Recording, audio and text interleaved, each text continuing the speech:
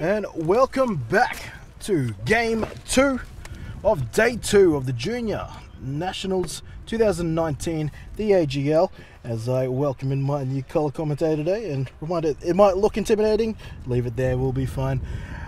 We'll have a quick run through of results before I get us under action.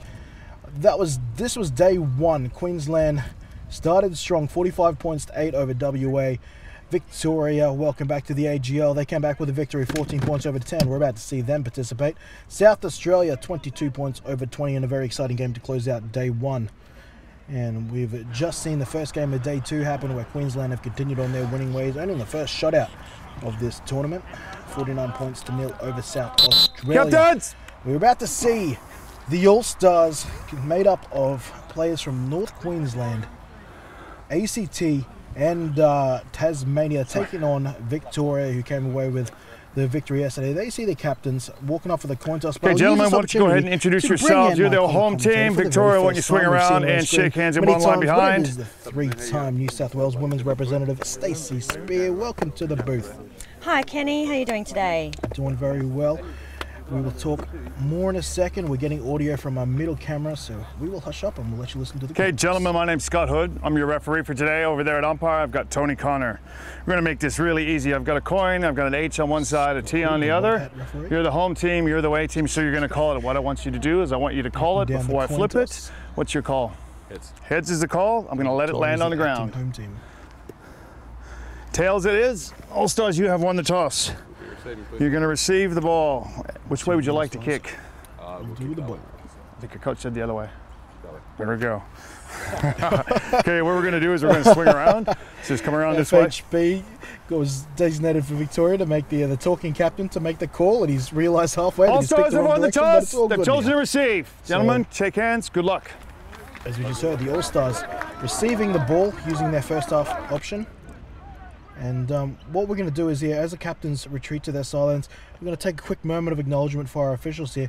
Early this morning, one of our officials here at the AGL found out their father died of a heart attack here. So the officials, as a sign of solidarity here, just a quick acknowledgement, and our heart goes out to that official who's returned home to be obviously with family and loved ones.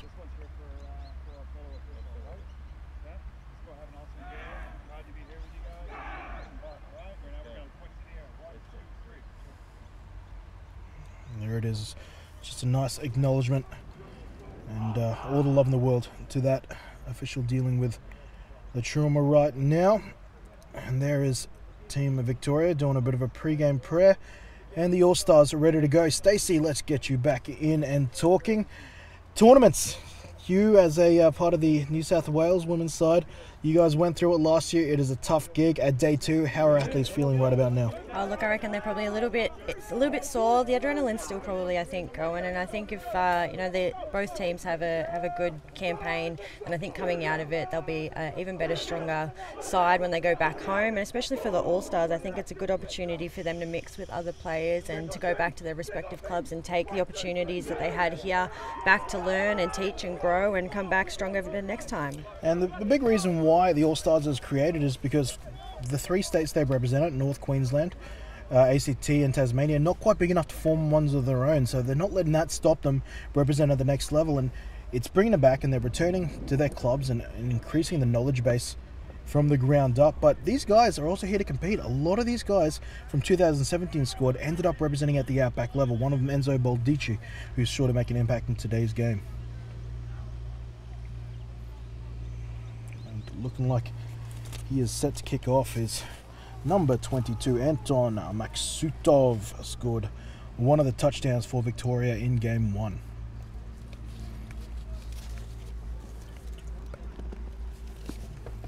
Let's see where my trusty pens disappeared to.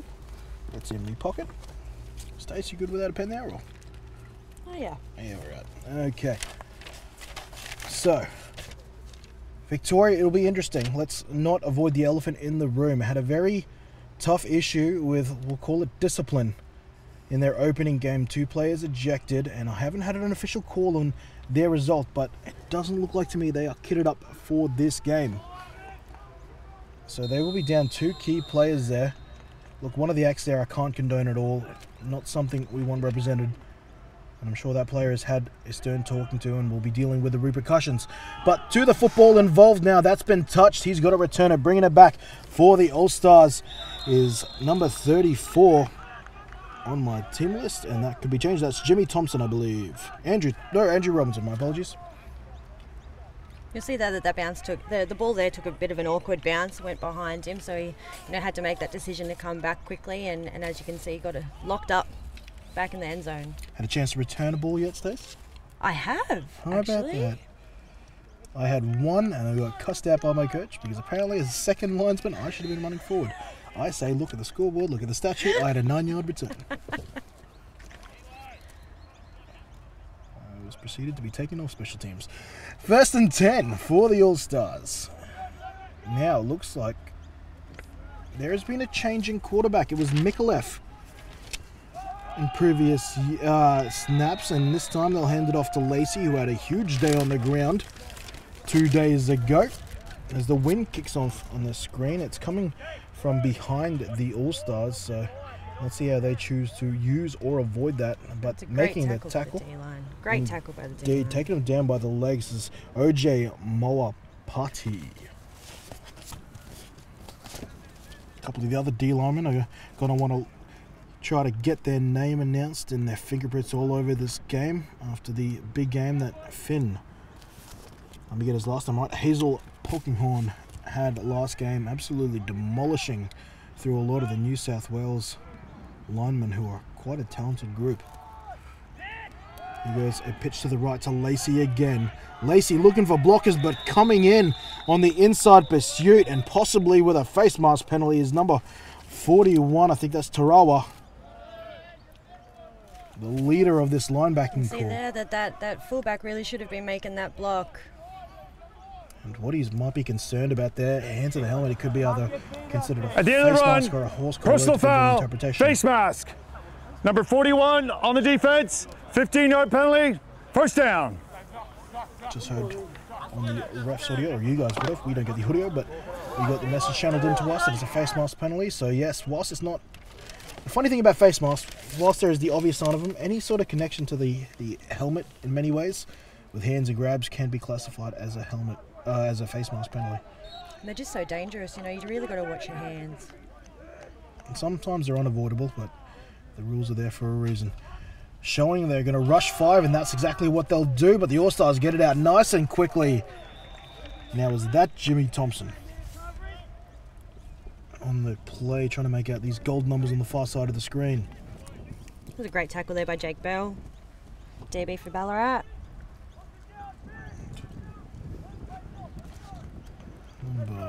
Didn't quite get there. Definitely one of the 4s. Jimmy Thompson's there blocking, so it could be our man again, Andrew Robinson. A lot of these guys playing both sides of the ball for the All-Stars. I'm in South Australia with one of the smaller personnel groups. Here goes Lacey on a toss play. The receiver's doing a good job once again as he takes it forward for a couple of yards on second down. It might have been enough for a first. Yes, indeed it has. He's moved the chains. Looks like he's picked up about 5 yards on that toss out to the right, Stace. It's great outside containment there. The receiver did a really great job to block outside. That's something the receivers did really well 2 days ago. Spoke with head coach Matt Long. The receivers took it on themselves to really get downfield and block, and with the team coming together for the first time, only one training session before they got to play, it really assisted the running game and some of the more simplified play calls they were forced to do. Wilkins, his quarterback, he fumbles the snap but gets the ball away. It's a mess. Who's got it? The ball was hitting on the turf and it's ended up all the way back near the line of scrimmage. Where did that squirt out to? We can see a blitz there by Tarawa, or maybe he's just reacting, and it's been recovered by Victoria. You can see on the reverse angle there, good heads-up play. Jake Bell again, coming through with the goods. And sometimes scooping that ball is not an easy job. So Victoria now, they'll get an opportunity with the ball. First turnover of the game. Now, I'm just trying to get the quarterback's number here. because I think we might have a change. And anyways, jet sweep to start the game, going out to Kieran Turner, the burner of this team. Gets it past the 40, and he's taken down by the linebacker Tyrell Sharp. It was a really great block there by this number 50, keeping him on the outside, letting him run straight up the middle, finding that hole. But you as a DB complimenting those in the trenches. Oh, mate. And just to confirm that quarterback change now, it was Simon Sotiropoulos. Sorry, I'll get it by the end of the game. But it is the alternative quarterback, Tom Troth. False start. Getting the calls here, and looks like we've got a false start. And I'll admit, Troth is a lot easier to say than Sotiropoulos.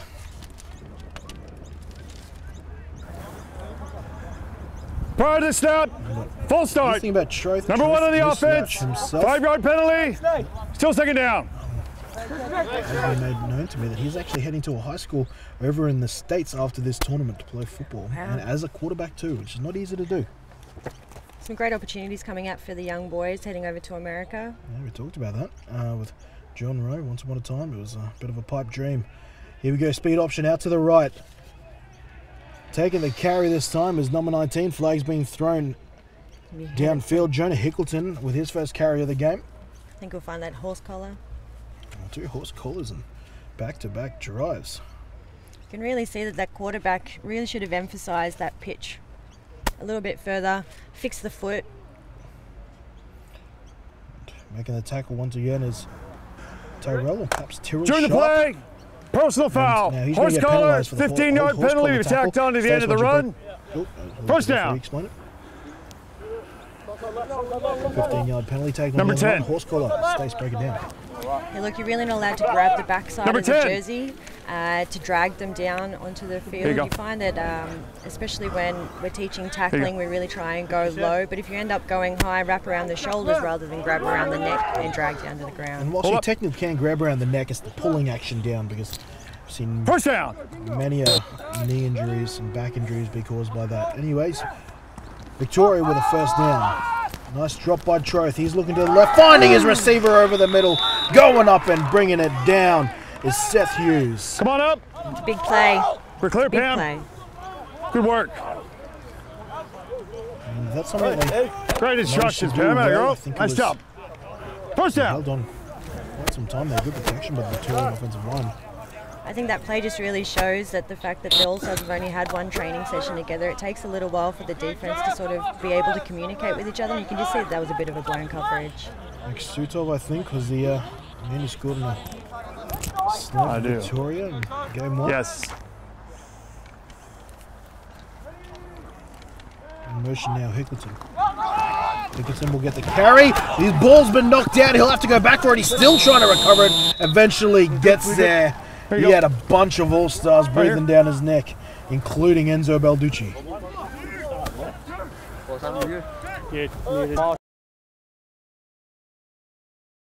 Why Enzo's wearing that gold helmet? Your televised night. And he was raw coming into 2017. Obviously, not a whole lot of football experience when he came in from Tasmania, but he had plenty of enthusiasm, plenty of engine, plenty of motor, and plenty of go. It's nice to see it starting to be refined on the technical side of things. So, an Outback camp will certainly do that to you. You can see the defense is hungry. It's nice. Tight end in the play now for the Eagles. Hickleton again will follow that tight end's block, but the cover defense pursuing him down is linebacker Will Simonton. Very few players on this team was actually listed as linebackers. You find a lot of DBs both in the All-Stars and South Australia are operating almost as linebacker roles. For any NFL fans, you look at the Chargers and the playoffs against the Baltimore Ravens, where they actually operated with 7 DBs and managed to make it work against a very powerful running game. It can work, just not against Tom Brady apparently. 0-0 still, but Victoria looking to try and change that. Troth wants to throw left again. He'll find success. A short gain there. Picking up the grab. Great tackle. Oliver Bennett. He's listed as a DB on our rosters, but clearly can catch. Oh no, maybe because it's not Oliver Bennett, it's number 5. Connor Boyd, who is listed as a wide receiver. That makes a little more sense. As a DB, you really love those low routes. It's an opportunity to put a hit on the receiver when they're not expecting it. And, you know, Will Symington from ACT did a really great job keeping that flat route low. 4th down no after that catch. Need to make 10 yards here to try and keep this drive alive. They'll go for it. No field goals here from the Eagles. Going deep for the end zone. Tipped and incomplete. That will be a turnover on downs. Pass intended to Boyd. And the All-Stars, they'll send their offense, and this deadlock will continue in the first quarter.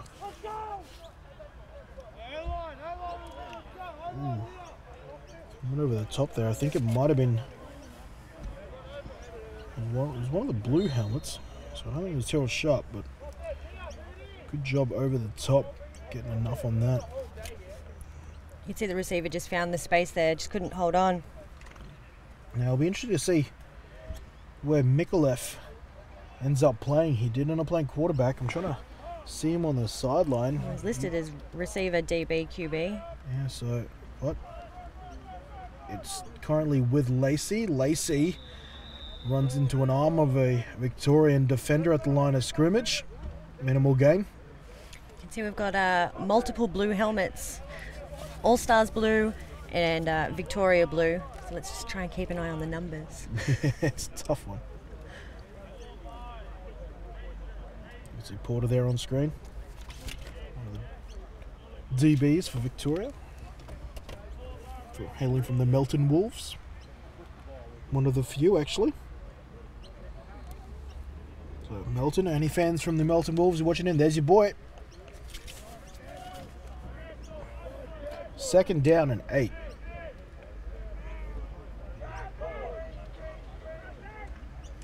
Another give to Lacey. Lacey's not going to find a whole lot of room.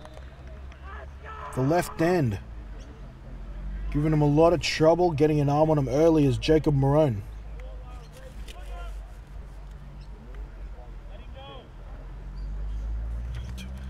Beating the block of the All-Stars. Right tackle, number 54, Angus Ramsey. One of the NQ boys. NQ holding the biggest representation in the All-Stars this time around. It's great to see the game developing up there. Yeah, and I speak to a lot of them, obviously.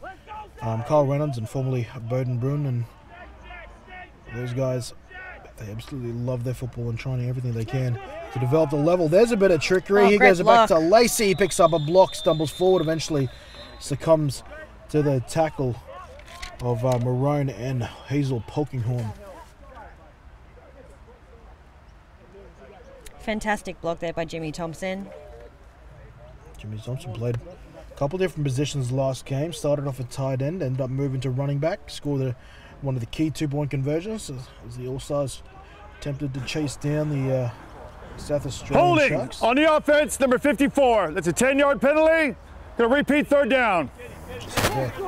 10-yard penalty on the offense for another holding call. So despite that being a semi-decent run, they're going to have to work for it again. And playing behind the sticks is not what you want with this Victorian defensive line. There's one of the big men. Well, he's got Hazel on his jersey. I wonder if I can get away with just calling him Finn Hazel.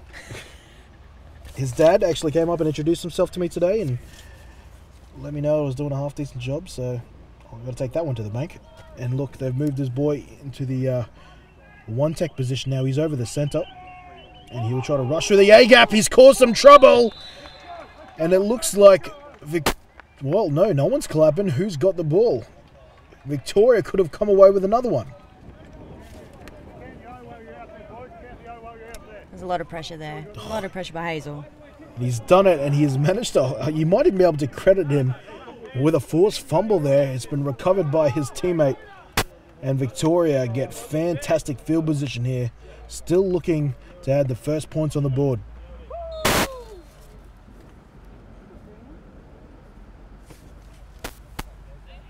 Montel Wick's in the game now with Troth. Montel Wick, highly touted coming into this game. He's managed to start at his club, even at the senior level. And I'll get to a story about that about who he actually starts over or takes snaps from. They'll give him the ball now. He's going to patiently wait. Can't find a whole lot of space. Maybe gets it back to the line of scrimmage. A bit of drama happening in the end zone.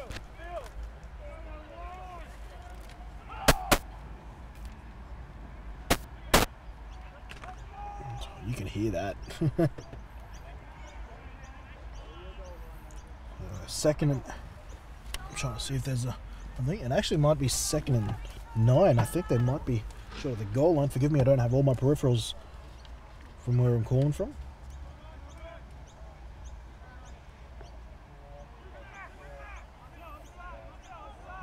All Stars. 4 players with their hands in the dirt. They'll all rush and also send a blitzer. A pass out to Wick. Wick with space and blockers. But he's taken down nicely by the bootlaces. By the defensive back, number 43. As I pick the right team list, Gil Ellicott. Another one of the guys who was selected into the initial Outback side, and also one of the returning All-Stars. Just a little bit more salt and pepper on that pass would have put him in a little bit better position.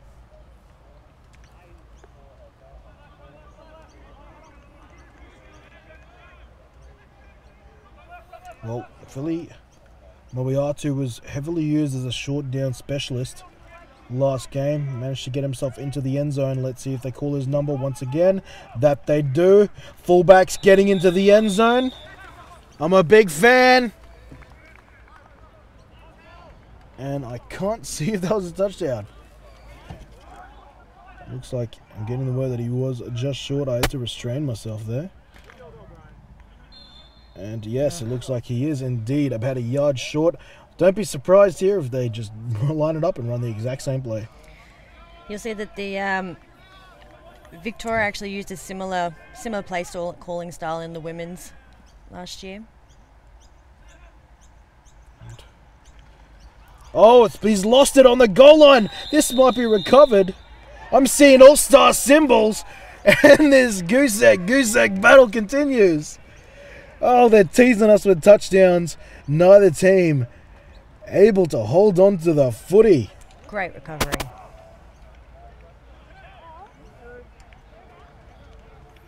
So there it is, the All-Stars defense standing up for their O. Now it's time for their O to just try to flip field position for them, really. It's a hard place for them to start, though. So I think right now, you don't necessarily have to get a touchdown, but if you can just work yourself to the 40 maybe, get a good punt off and start playing a little bit in Eagle field position. Play it safe here. The last thing you want to do is cause a turnover. The thing is, a significant part of this All-Stars offense is that toss play. Can't help but feel a little bit nervous, especially when they're showing blitz. They go and speed option. This Mikulev back in at quarterback. And he just takes it forward, trying to get them further away from their goalpost. Picks up maybe a yard.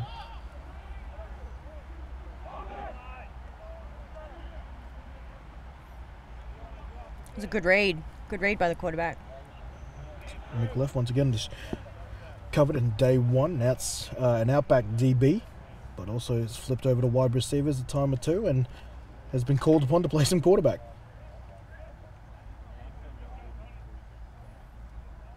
And he will remain at QB. I-4. We've got a strong I formation in the backfield.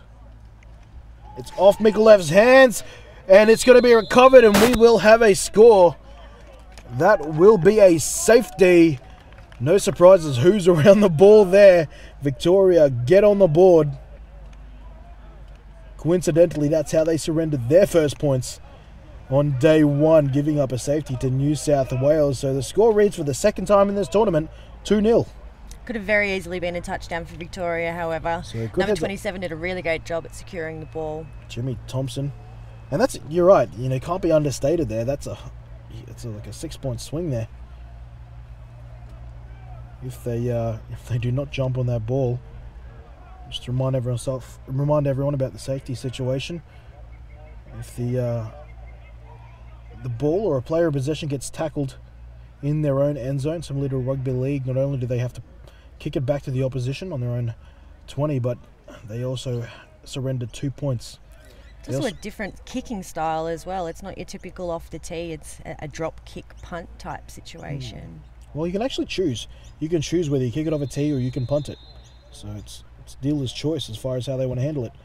This time they go with a punt. It's a solid one. It bounces at the 26-yard line and will eventually dribble all the way back to the 20. Returning for Victoria as he tries to keep his balance is Kenny Liu. Flags are down. Known for more of his efforts on the tackling side of the football. This time he has ball in hand and returning the ball. The referees are going to jump together and talk about what they saw. I guess you could say it's unique to our sport, Stacey, but you see in the rugby league and rugby union circles now, they have little meetings with the touchies. I think it's a good opportunity for everyone to get on the same page. We'll listen for the call. Scott turns on his mic. During the play, personal foul, horse collar. That'll be 15 yards assessed to the end of the run. First down. Third, well, that's the second horse collar we've seen today. And third, upper body penalty if you include the face mask. It's just such an easy penalty to not have happen. Understandably, hands get in the way, and you do need to bring those players down. However, costing yourself 15 yards isn't the way to go about it. Exactly. Anyways, that's the call by White Hat official Scott Hood. He'll pass now to Turner. Turner eventually grabs it. Now he turns up field, shows off some of his speed, and that's a good way to start their drive. Turner brings them just shy of the 20. It's a really good opportunity to bust that man coverage there. As you can see, that number 3 DB was coming across the field on the number 1 motioning receiver. Just wasn't able to get there fast enough. Jack Popel, victim of what that play is designed to do, taking advantage of the play design. Troy still in a quarterback. 2-0. Victoria currently lead, but looking to make that at least 8-0 with a touchdown on this drive. Montel Wick's the running back. 2 tight ends. Wick will run behind this formation, bounce it out to the outside, uses a stiff arm, finds the Jets. Touchdown, Eagles! Montel Wick finally getting on the board.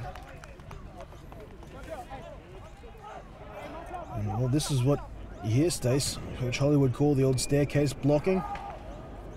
Falls it to the outside. What do you make of that? Oh, I think he's channeling a bit of Kristen Moran, if I'm honest. One of the best at staircase. And yeah, Montel Wick, and I'm just refinding my notes about Wick. I was speaking to Coach Noonan about, but he is a guy who plays senior football as well back down in Melbourne, as we're getting the 1 minute call left in the first quarter. But almost certain he's kept Whitey, if everyone remembers, Australian running back and a former Sun Devil and former Eagle. Whitey being taken down as Montel Wick tries to add the 2, and that he does. So 10 points to 0. The Eagles take the lead here in the first quarter, but when you can take snaps away from a running back like Whitey, you know you're a pretty good talent.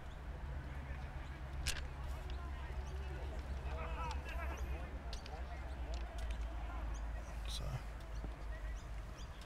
10 points, Victoria. 14 points is how much they scored on day 1. That was enough to put New South Wales away. The All-Stars, they'll hope to try and keep up. Not noted to be a quick score team, this All-Stars unit, based on their first game. I think it just takes a little bit of time for them to click and everyone to come together. I think as the game progresses, you'll start to see things eventuate a little bit cleaner and some more blocks, and simple mistakes won't just happen.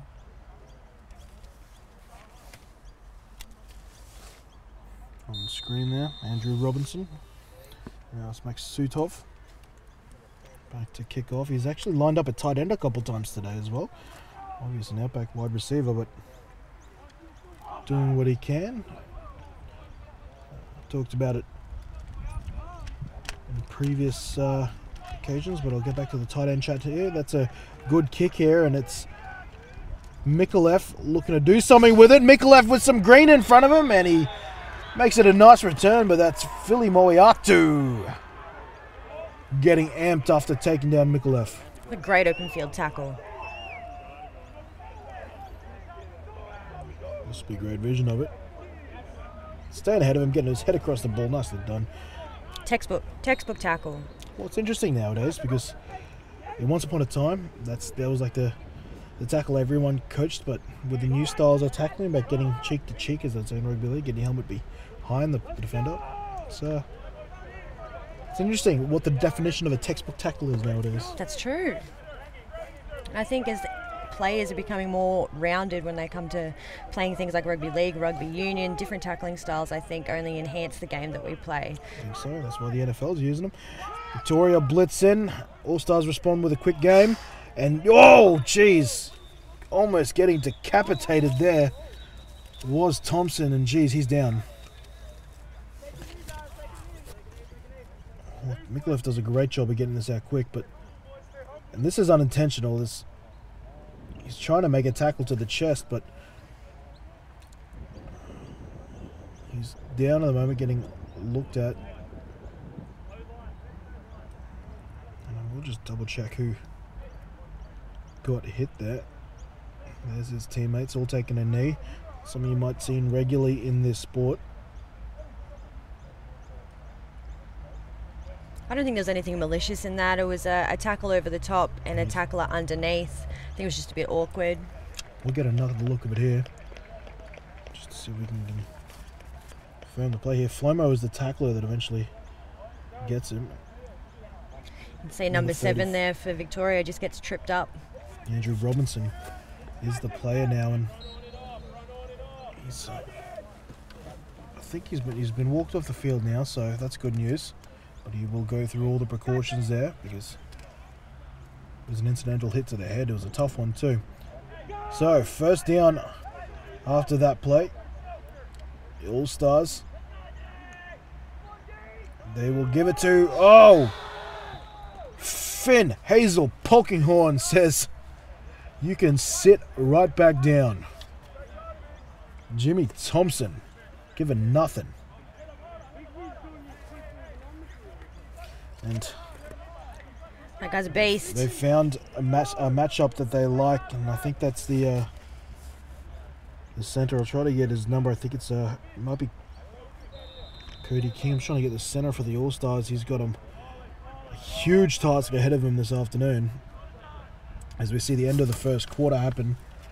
So these guys take a quick break and swap sides. I'll use this opportunity to talk about you, Stace. So obviously you're getting ready for another charge at the title. Huge season for you in the women's division last year. Yeah, it was pretty massive. Gridiron New South Wales, I should quantify. Yeah. So we so Sydney Uni first year we ever entered in a women's team, and we ended up winning a championship. So the Opal Bowl sort of be my 4th Opal Bowl championship. So it's really exciting to see the women's league really taking off this year. We're looking at about 8 teams, which are pretty well represented across Sydney. So it should make for an interesting league. And that's a very, very impressive thing to do. Back in Queensland, the Bayside Ravens almost did it in their first year under Andy Miller, who ended up winning a national title. Just the women's title just passed for Queensland, but they fell short, of course, to the Gold Coast Stingrays. Can't really qualify that for the WA side because both teams were new. I'm not sure if that was the case in Victoria. Obviously, have a women's side himself. How good was it to see Victoria in the AGL last year? Oh, it's fantastic. You know, we all got to know each other at Outback camps, which of course was the start of Victoria being really involved with the Outback campaigns again. So it was nice to meet all the girls, and then, you know, having the camp way that we did for, you know, the 10 days was just a really good opportunity to mingle with each other, you know, and talk and get to know each other off and on the field. And so the vibe for the women's league around the country is actually really, really chill. We're all really good mates. And whilst I think there was some hit back about doing it in a tournament format, I actually made it public that I feel like every now and again it's good to have a tournament like that, particularly for the developing divisions, because it does introduce you to the rest of the gridiron world, and a lot of people fighting the same battle you are. Mikulev under pressure, trying to throw a desperate shot to the sideline, but well and truly incomplete. That pass was intended to Lachlan. I think as far as the sport goes in Australia, women's sport in general is still trying to find its feet. So when it comes to national tournaments such as the WAGL, whether it be a fly-in, fly-out situation or a tournament style where everyone comes and stays, I think it'll be a good opportunity to trial both options now and see which worked, and sort of set on one, if not every couple of years doing a tournament away versus fly in, fly out. It's just, I think with women's sport it comes with its different set of challenges, family, kids, all that sort of stuff. So I think GA's doing a really good job so far at navigating. Yeah, so I think for the most part fly in, fly out just makes sense with the adult variant, but this punt will eventually bounce to the 10. He's taken his eye off the pill for a quick second. Now he's fighting for yards. Is this Philly Moatu? Look at him breaking through tackles. He doesn't have to pick it up first time. Now he's lost it. And it's recovered by his teammates. Wow, so much drama in one punt return. Oh, had my breath all the way up here. We'll just double check. That could be Kenny Liu again. Number 24. Kenny Liu it is. My apologies. Not Philly Moatu. To quote Coach Kaneki from Outback 2017 Women's, he's turned chicken shit into chicken dinner. And indeed he has. And it's been a tough one there, but Kenny Liu, I've been told he is a roll of a dice. And that's exactly what he did there. But he came back for it. He even recovered his own fumble by the end of it. Maksutov now. He originally started on the right slot. Moves to the left. They've got a bit of a switch here. It's 5 wide, 3 of them to the right. Maksutov and company to the left. They'll do a bit of a bubble underneath, but they're looking for Maksutov. Too far. Ball sails over the sideline. Incomplete. That'll bring up second down.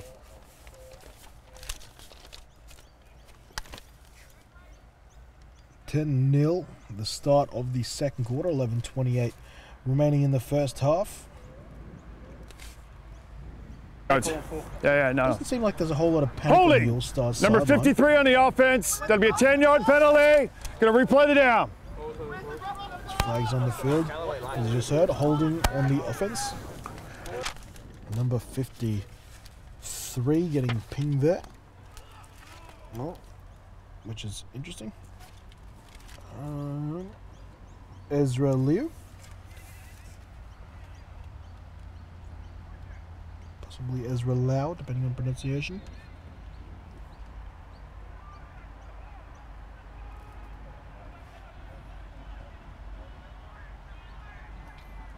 Victoria staying in their 5 wide spread. Troth looking over the middle, changes his mind. Now he might scramble. Hauling it deep. And too far. Both his last 2 passes just sailing along on him.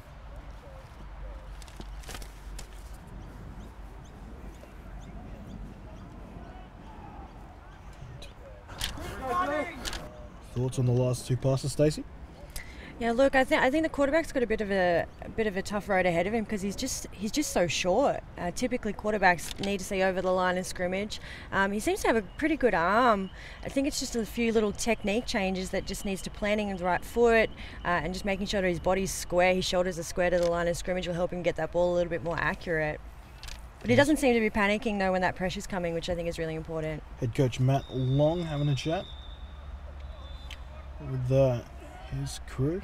If we're talking about Matt Long, whilst he's technically from ACT, he actually finds himself regularly in GNSW, coaching UTS. He actually spent a long time, as we see a timeout happen, spent a long time head coaching UTS, trying to get them a Colts title, and was actually the current assistant coach for the Wolverines that brought it to him as the head coach, alongside assistant coach Matt Long. It's great to see. I mean, we started a relationship with ACTG within our women's competition division last year, where we had the ACT come and join into our competition, which was really great. ACT Diamonds for the 2nd year running actually came up here, travelled. We also travelled down there a couple of times. Each team travelled down there just to keep it a bit fair. But it's really great to see the 2 states, because we are just so close together, Just makes sense. combining, especially with coaching resources and field availabilities. And whilst there is a bit of distance travel, you look at North Queensland, for example, who, between Cairns and Townsville and Mackay, they have to travel close to 5 hours to play each other. It all puts it in perspective. Troth trying to add to this 10-point lead, looking for the... Well, I thought he was looking for a flat. He ends up looking for his drag right underneath Seth Hughes. Seth Hughes throws his hands up in the air, wondering if that was for me. Some of the offensive linemen there. Got to make sure my O-line gets some love there. Ezra Liu. Right there. And look at that. There's my last commentator, Coach Hollywood Rowe, on camera, doing his thing. Jumps off comms while scouting. He's doing what he can, helping on the chain crew. Best place to be while you're scouting. Just adding to the list of overqualified chain crewers. There was Turner on screen.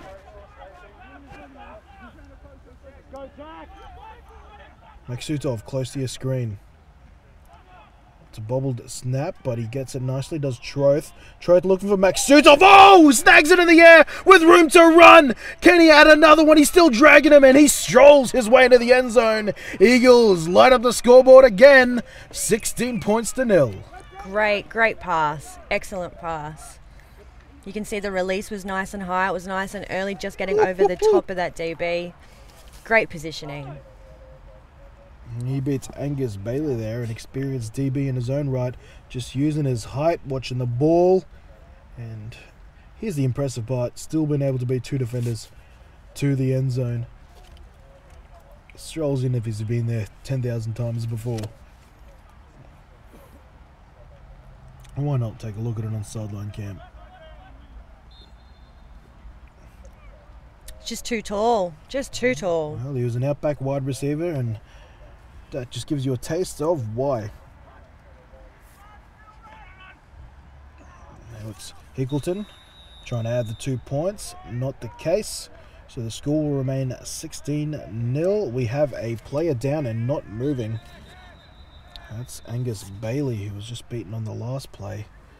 And this is just scary with the stuff we've been seeing lately, and we've been talking a lot with Miles Newman about the head injuries and the protocol about that.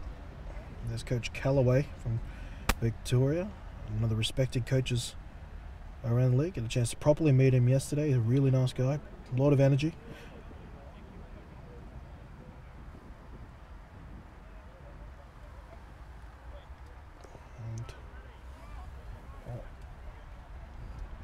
And some of them come to the sideline now as They're just giving him some space here, I think. Still on the field. it's Ethan Curry saw.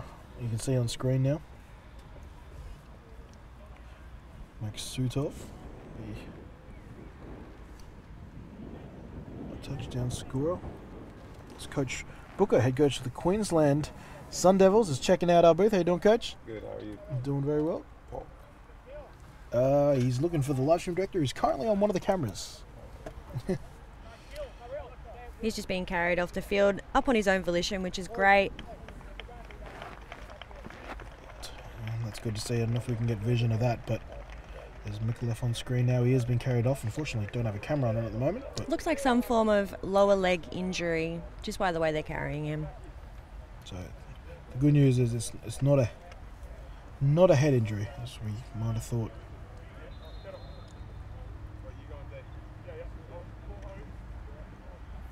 But they've got the bench out for him. The injured player was Angus Bailey.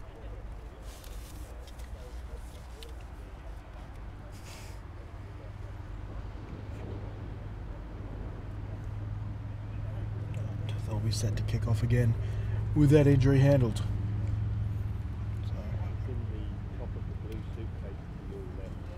Starting to get a bit of ascendancy here of the Victorian Eagles. 16 points to 0. The confidence is growing. They might just start running away with this if the status quo remains the same.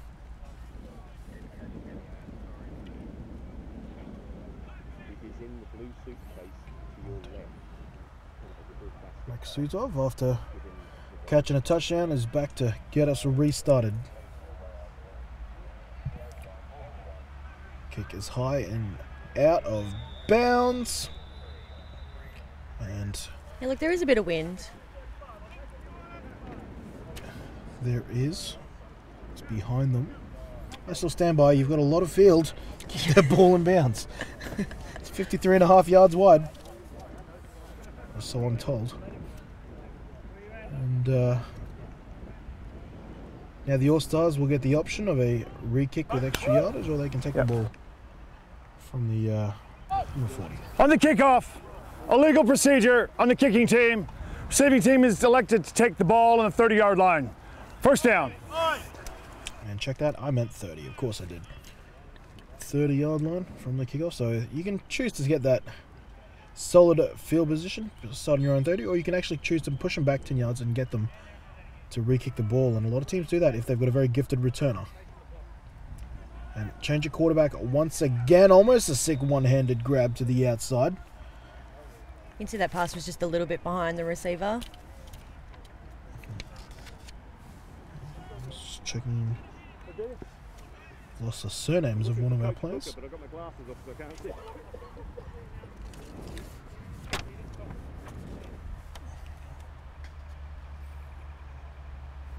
And chasing a 17-point lead, Stace, you've been on all sides, leading, close games, trailing by this sort of margin. Best thing you could be telling your players? Stay calm, keep composed, keep talking to each other. Don't let the little things get to you, I think.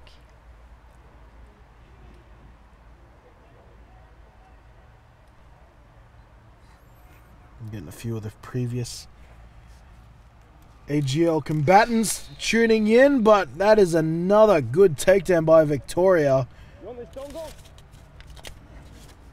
That's a deep sack. Going down is number 20, Christopher Wilkins, back in at quarterback. Taking him down is the combination of FHP and number 58, Dakota Akoris. There's just a really great read by that linebacker just then. You can see that that was almost a triple option style play with the motioning receiver running across the front with the option to the fullback to the left. Obviously the quarterback decided to try and keep it to get that pass off and was just really, really well read.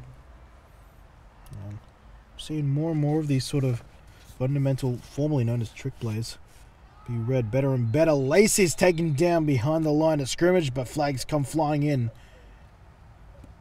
near the point of the tackle.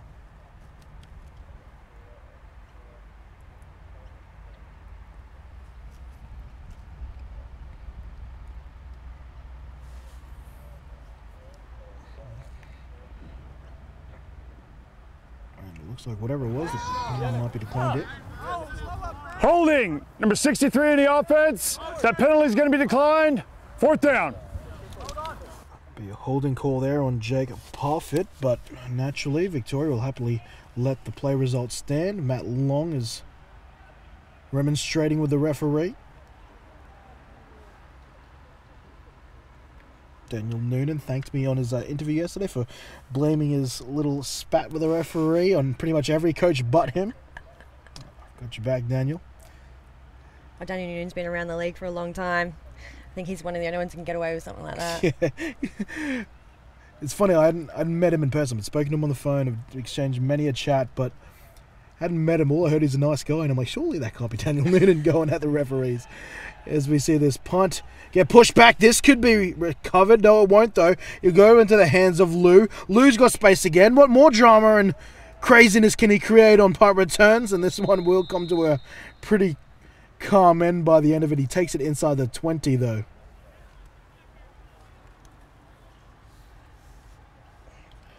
Whether it's necessarily good or bad, but I seem to be raising my voice anytime Kenny Lou touches the ball.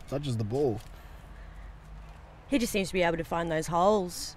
You know, I don't think it's fantastic blocking from his teammates' behalf. I think it's him just making it happen.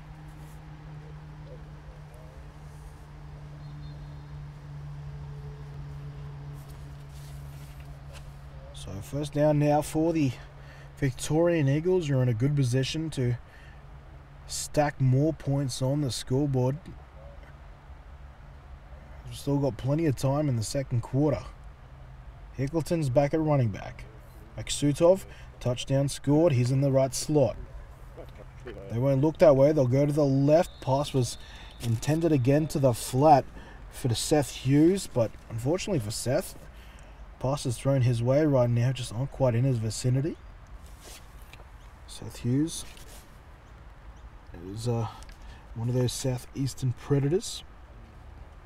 But they bring it back Offside. up again. Defense. For a lot of Number these 85. Guys, 5-yard some of them haven't penalty. played football Repeat almost, first or down. competed in a game for close to a year now. Like, because of the change in season with the AGL being, with Victoria returning to GA, they've returned their season to a slightly competition-friendly time slot in the year, which means that some of these guys haven't played since the Vic Bowl in early 2018, April. So it's almost been a full year since some of these guys have competed against other teams. I think it's a case of dusting off the cobwebs as well.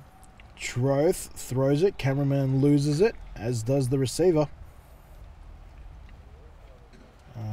We'll see if our end zone camera picked up the back end here. It was a bit of a pump fake almost, and a good competition for the look at the coverage there by Will Symington. Corner yourself, surely you're loving that. I love it. Love it, love it. Michael Kerr now. We're getting all the head coaches popping into the commentary booth. Have I seen Hollywood? Hollywood, I think you'll find, is the man on the chains on the field. As I hear a evil laugh from Michael Kerr, head coach of the WA Raiders.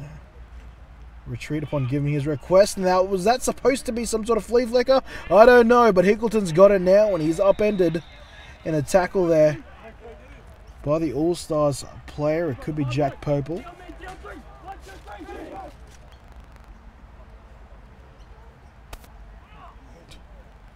Thought for a second with the body language, you could have seen some sort of crazy pitch back to the quarterback, but I think it was just an awkward exchange. One thing different about the Eagles uniform, and you'd recognize this from the women's AGL uniform, they've gone away from the white top and blue wings. They've gone with the full navy, well, I don't know if you call it a navy blue, but I'll call it navy blue uniform with white over navy, almost a color rush look. It definitely stands out. Definitely. With no teams with white jerseys, so with the white. But Troth now. Troth has to bring it back in, and he is monstered to the turf by big Jake Parfitt.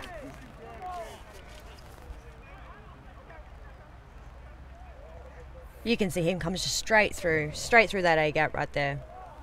And there's nothing scary as a quarterback of knowing that you've just got to tuck it and take the hit.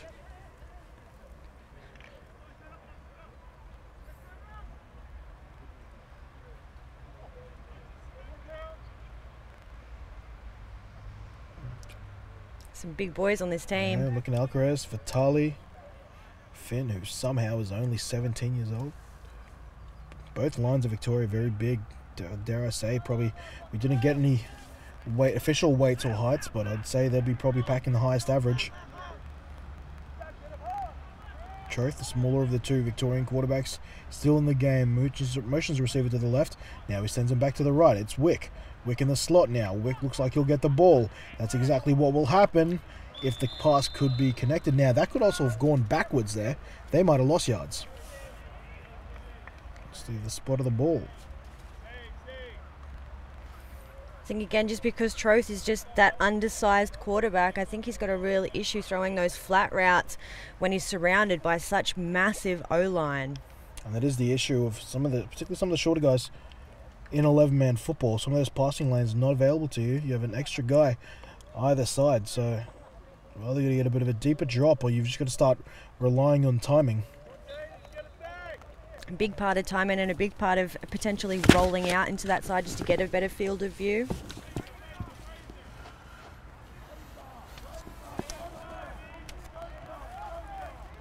Another change at quarterback.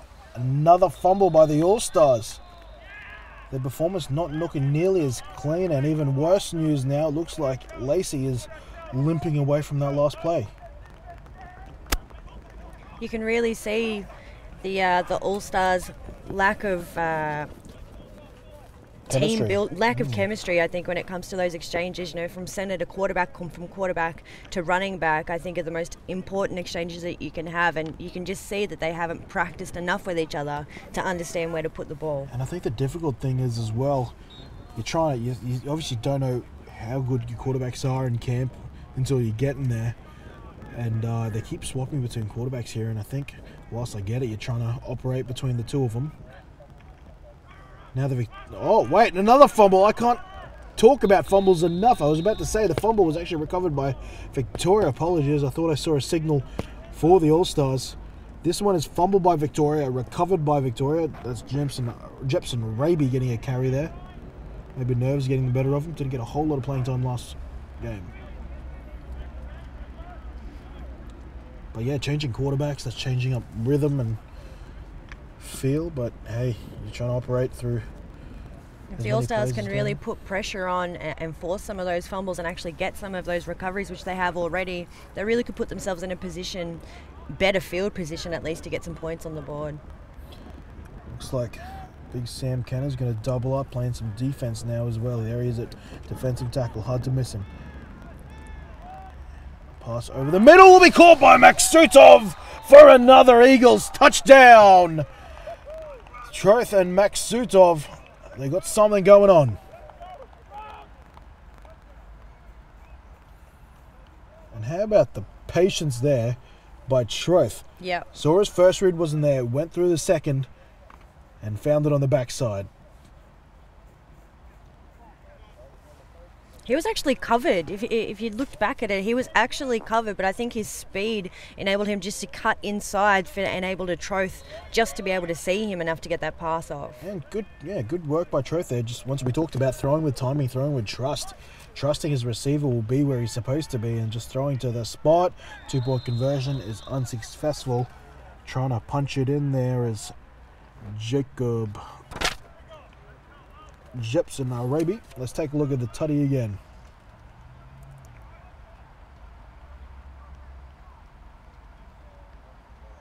There it is, Maksutov, middle of the end zone.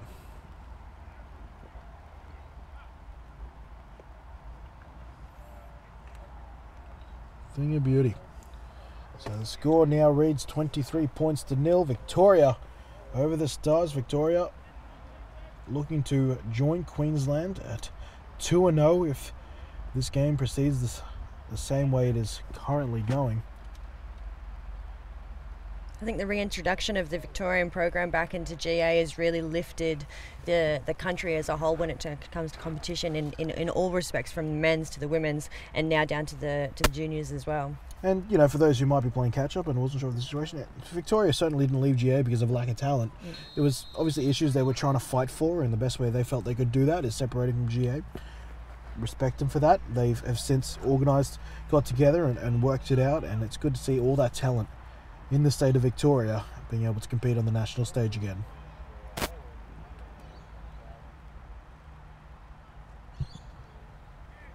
Maksutov boots it down. Probably the cleanest kicker in the comp so far, despite him last putting the ball out of bounds. But as far as someone who's willing to put that ball up sweetly and arc it down to the goal line, Maksutov probably has my money. I think that's one thing that we here in Australia have to our advantage, is definitely our kicking game, which is why you see a lot of punters from Australia over in the NFL at the moment, and a lot more opportunities for our guys to go over, not just as punters now, but also in skills positions into college and high school. Looks like there's a bit of a change in personnel. I think jumping at defensive end might be Taylor Campbell. And oh, FHP's in there again. And they've just, he was just monstered from the outset. Number 52, my heart goes out to you, Cody King. He's a usual fullback, so that explains a bit more. He has had to move to centre for the sake of necessity, and he is dealing with an absolute monster.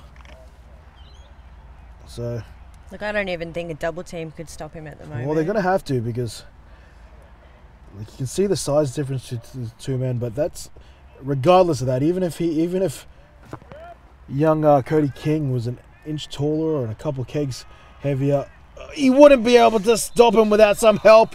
And coming in again is Hazel Polkinghorn and company. This time they move him over the guard. This time he'll take on the guard.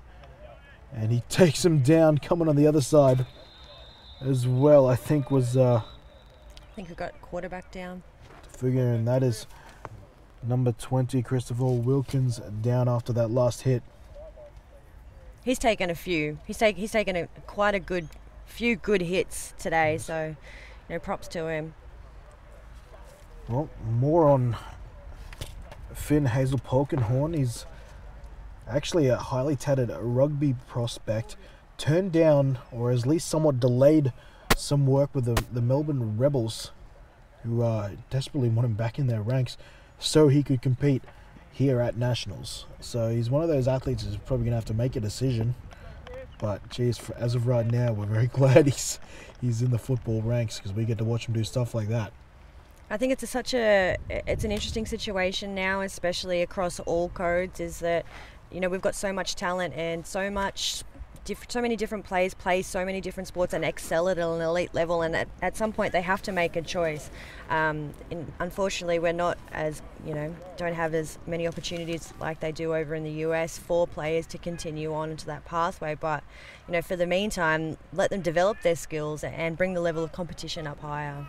What's fantastic, I think, is that as the profile of American football has raised, particularly over the last decade, and I really believe that bringing it to regular air TV has become a huge part of that success. We're seeing more athletes make the jump earlier in their career. A lot of time, people will be trying it after they finish their careers in other sports. More people are happy to try it whilst playing another sport right now. So we're getting them in their prime. Lacey's back on the field. He takes a carry on first down. But we are seeing one of the players getting a concussion check, and that would be, of course, Christopher Wilkins after that hit. And rightly so.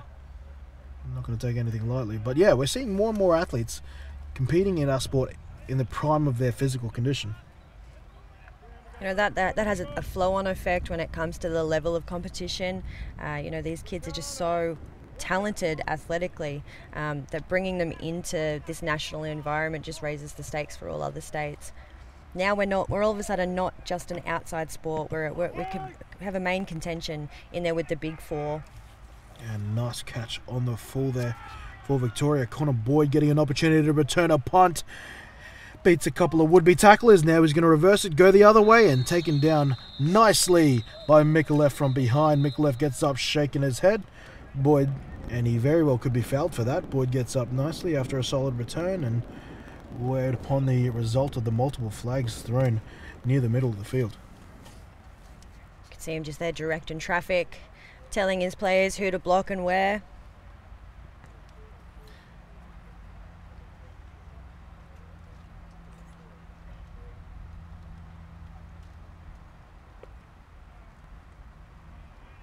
Conversation happening. And then I think, judging from the actions there, this will be some sort of taunting call. Scott Hood getting ready to give us a call.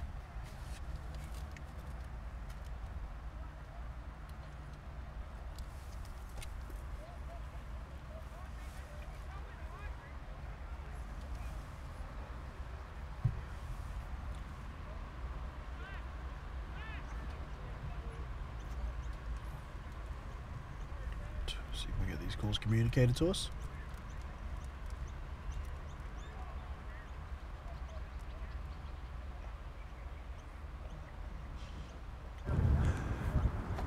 After the change of possession, we've got two fouls on the play. First, we've got holding on Victoria, number 18.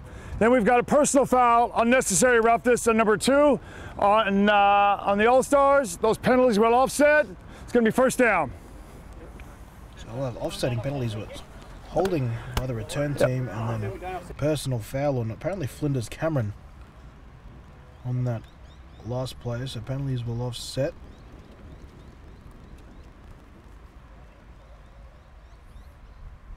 And Victoria will return to the field. Getting closer to that maximum offensive output you can put on. 35 points, the most you can get. Okay, I'm going to have a correction on the play here. We've got two penalties that are offsetting post-possession, therefore we're going to re-kick. So we've got a hold initially on 18 on Victoria, then we've got an unnecessary roughness personal foul on the All-Stars number 2. Those penalties will offset, we're going to re-kick. Okay, I think you guys might have got that. We didn't. I'm getting it channeled into us now that there was penalties post-possession as well. Oh, okay. Because of the penalties were post-possession, I would have thought that was pre-possession would lead to a re-kick, but what do I know? So they will re-kick this punt. So the return there from Boyd will be wiped. The All-Stars will be pushed back and they'll be forced to re-kick.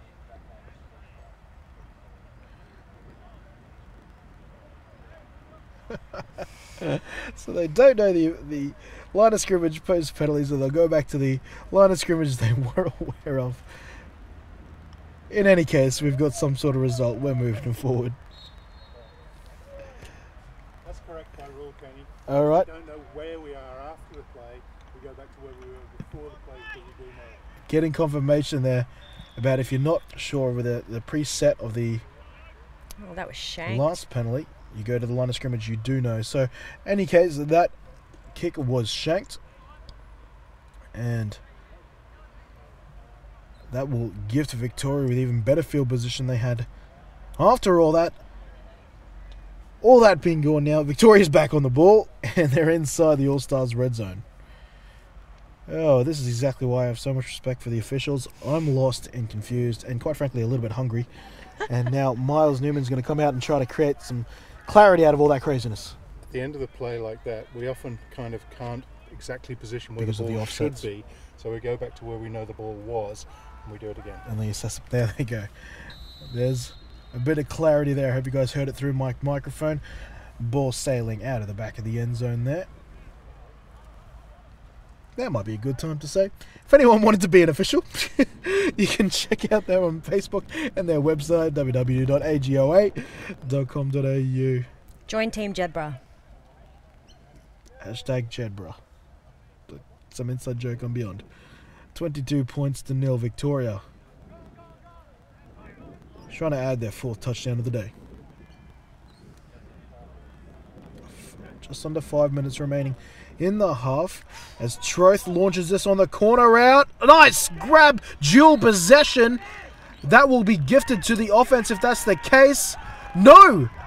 They're saying the defense has taken that ball away for an intercept. Will Simonton, who had the awesome bat down on the other corner not too long ago, comes back with a touchdown saving intercept. And I have to say that's probably the right call. Let's take a look at this slow-mo, courtesy of Josh Mills, our director for this game. You can just see them both tracking the ball. They're great positioning for both players. Well, right there it's Simonton's. I'd say that's probably the good call. Yeah. Great work. I don't have the side official's name there, but geez, great call there. I thought for a second it might have been dual possession, and in that instance, the ball is awarded to the offense. That's the type of plays that you like from your DBs. Aggressive, grabbing the ball for wherever they can.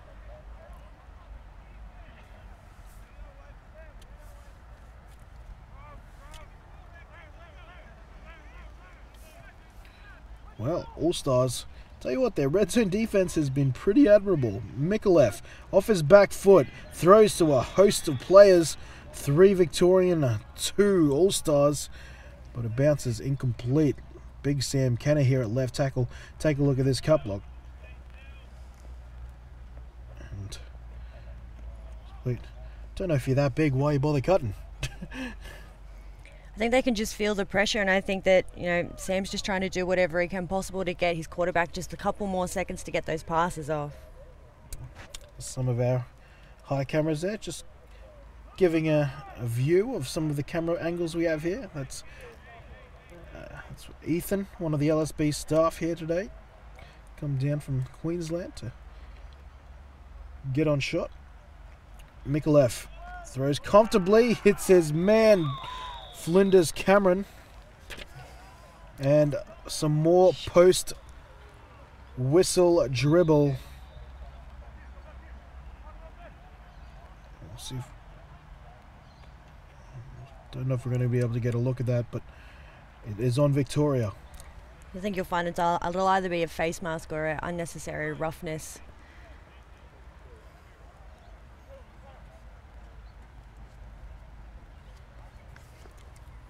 Either way, it was an unnecessary penalty.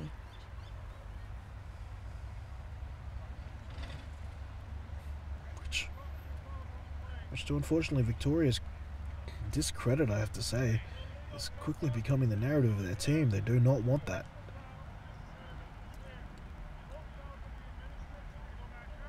And we'll have the Whitehead official communicating to us now. Looks like there's going to be offsetting penalties here. There are 2 fouls on the play. First, we've got an illegal chalk block on the offense, and then we've got a personal foul, unnecessary roughness, number 18 on the defense. Both fouls will be administered. First, we're going to go half the distance to the goal line. Then we're going to take the 15 yards forward. It's going to be an automatic first down. Another crazy situation here. So we've got penalties on both sides. We've got an illegal chop block, and then we've got unnecessary roughness. Illegal chop block by the offense, of course. Unnecessary roughness on the defense. So what they're going to do, they're going to assess both penalties. So it's going to be half distance to the goal, and then they're going to bring it forward for the defensive penalty. And looks like we won't have that replay, unfortunately. But oh yeah, maybe we'll get one here. So they didn't give us a number there. You see in the middle of the field there are 2 players going down, and you can see the rubbish in the game there, not necessary, but It just shows undiscipline. and as we hear Lacey getting a head of steam going forward again.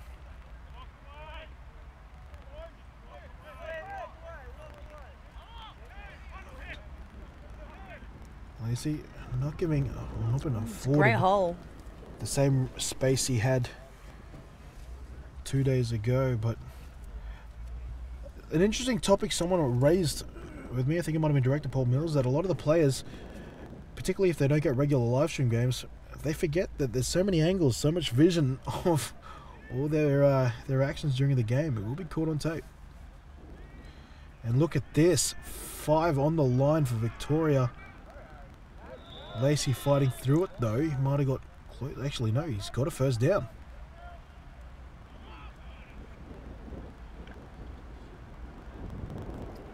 Great job by the O-line. It's the engine room where things happen. Approaching to 3 minutes 30, 22-0. Victoria with a hearty lead right now.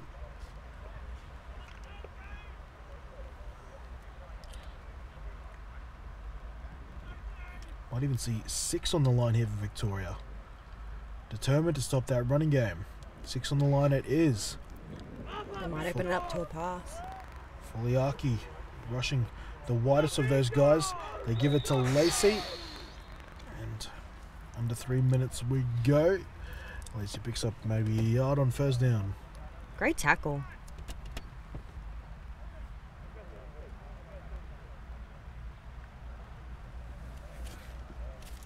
On the tackle is Kenny Loop. You can just see him duck inside and then come back outside to make that ankle tap there. Joys of playing the linebacker.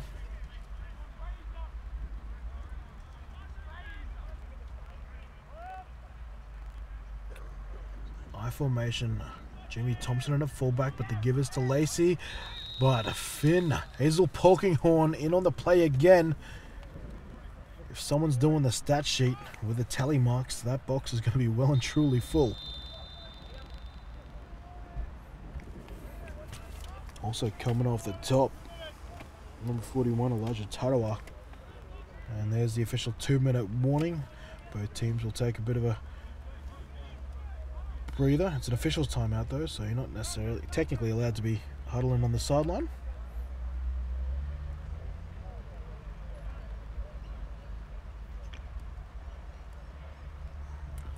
Clock is rolling.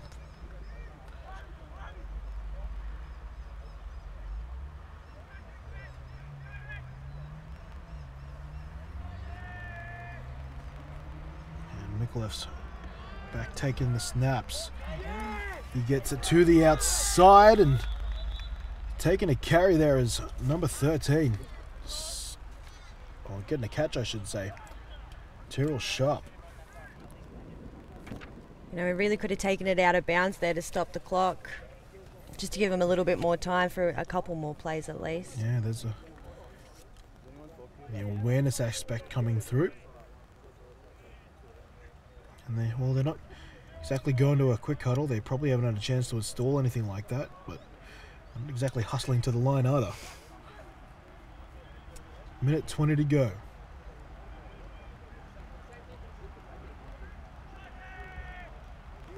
Mikulev, Lacey, they're going to stick to the ground game. Lacey busting past defenders, almost losing the ball though, gets it inside Eagles 40. And we're finally going to see a timeout to the All-Stars. You can see that was very nearly a strip by number 33 for Victoria, OJ Flomo. Something we're seeing a lot of in the NRL at the moment with the one-on-one strip. Yeah, bringing it back where you can have one drop off. Joys of American football, you can do it whenever. But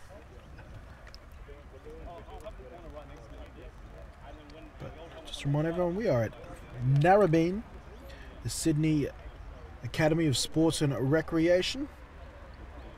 About 50 minutes, just under an hour north of Sydney Central, just north of the Harbour Bridge, towards Manly here in the northern beaches. What did I do? Seriously? And we mentioned happy post-GOT day as we see Kyle Reynolds, who's actually on the All-Stars staff. He's had to fill in on Chain Crew. So anyone in GNSW, I know it's school holidays at the moment, am I right in saying that? It's school holidays, a couple of you Colts and stuff like that. Get down and give us a hand. See some top flight Colts footy. I think you can see over on the All-Stars sideline, you've got the Warringah Spartans jersey over there. They're a junior league that's been started up by the Northern Sydney Rebels. How about that? Another big stop by Victoria. This D-line is dominating. And there's Coach Hollywood again. He's doing something, pointing to his knee maybe, giving a point.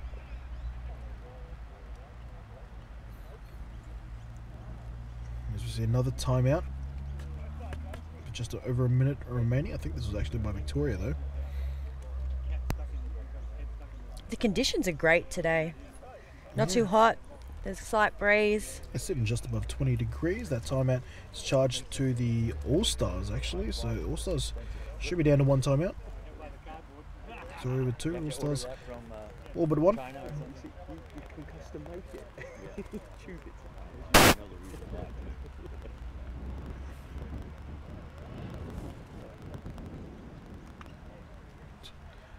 With the All-Stars bench. You might hear a little bit of sideline audio there from our roaming cam.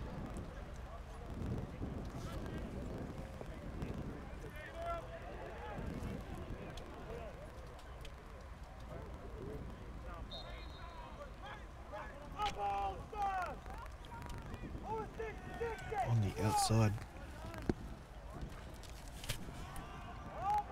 There's Mikulev, roll out pass to an open man.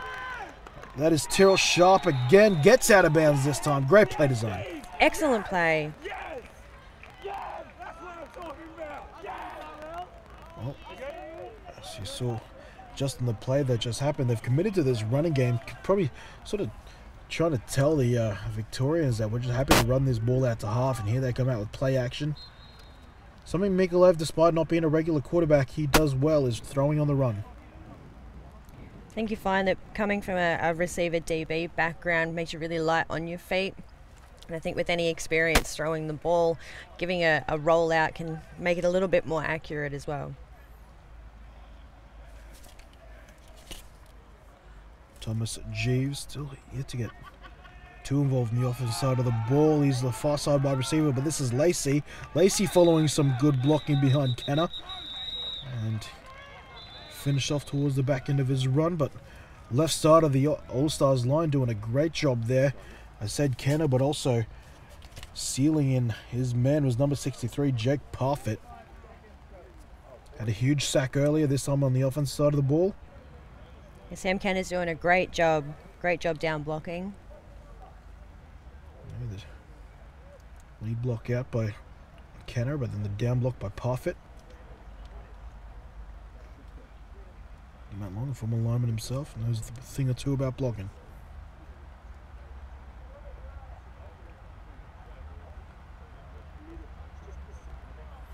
You see the receivers talking there between Sharp and Jeeves. Shows good leadership there by Jeeves. Jeeves hasn't been targeted too much today as All-Stars take their last time out here. Just taking their last time out. Despite not being targeted, talking to the guy who is facing the balls there and Sharp, giving him a bit of advice.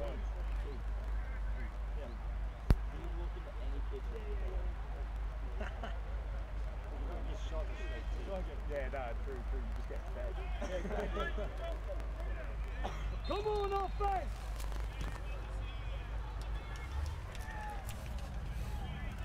Mikulev with two in the backfield again. Another play action pass.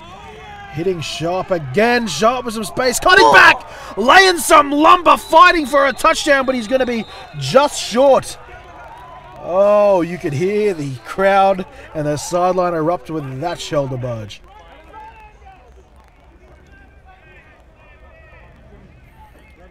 Look at this. That's it. Way to lay the boom.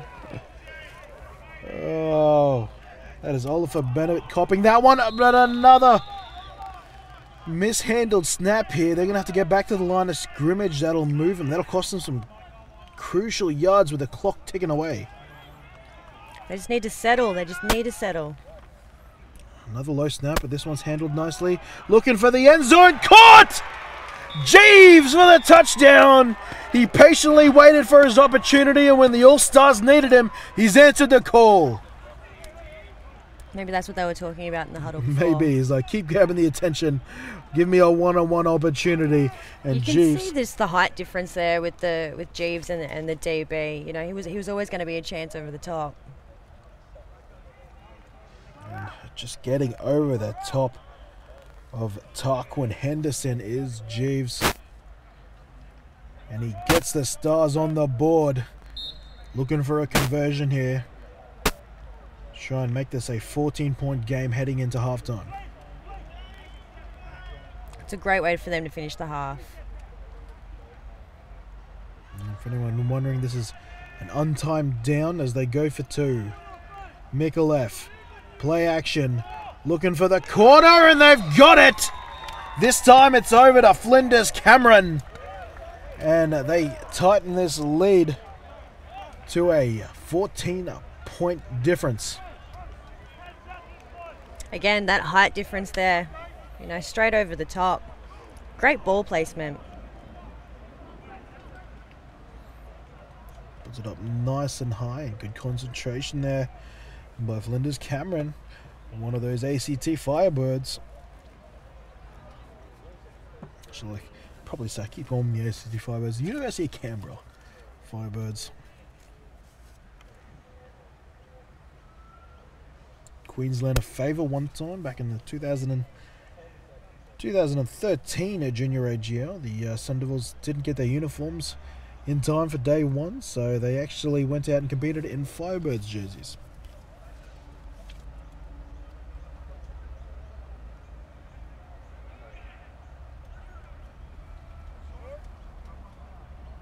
So 10 seconds for Victoria to try and make something happy here. Let's see if this changes the game plan for kickoff. Apparently not. Now returning it here is Wick.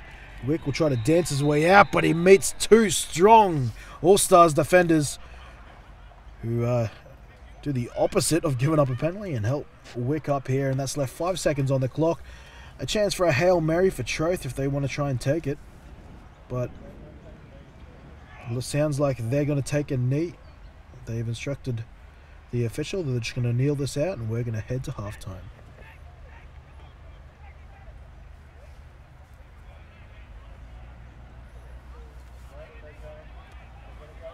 Nope, check that. New information. Truth is out there. They're going to try and make something happen. If they've got any trick plays in the bag, now's the time. But they've got a 2x2 spread. Plenty of depth here. He climbs the pocket, does Troth. Troth looking to go long. He's got plenty of time. What's he doing? He's just going to run with it. He'll take it out of bounds. No harm done. Adds a couple yards to his stat sheet. And that takes us to halftime here of Game 2 between the All-Stars and Victoria. Smart play by Troth. You wanted to run it out. You didn't want to risk a turnover and be turned back for a touchdown just before the half. I think the All-Stars would have really liked that, but I don't think it would have sat well with Victoria. Indeed, they did. That is the halftime score on your screen. 22 points to 8 in favour of the Victorian Eagles in search for win number 2 here on Game 2 of Day 2 in the Junior AGL 2019. Let's recap some of those Day 2 scores for you. Queensland this morning, adding win number 2 to their record, 49 points to 0 over South Australia. Victoria currently leading 22 points over the All-Stars. And this afternoon at 3:30, and I will correct myself, I was told initially the time might be moved back to a 3 o'clock kickoff. It will remain as 3:30 Australian Eastern Standard Time. That game will be Western Australia taking on New South Wales, 2 teams looking to get into the winners column. I'm Kenny Andres, and on behalf of Stacey Spear, we will join you on the other side of halftime.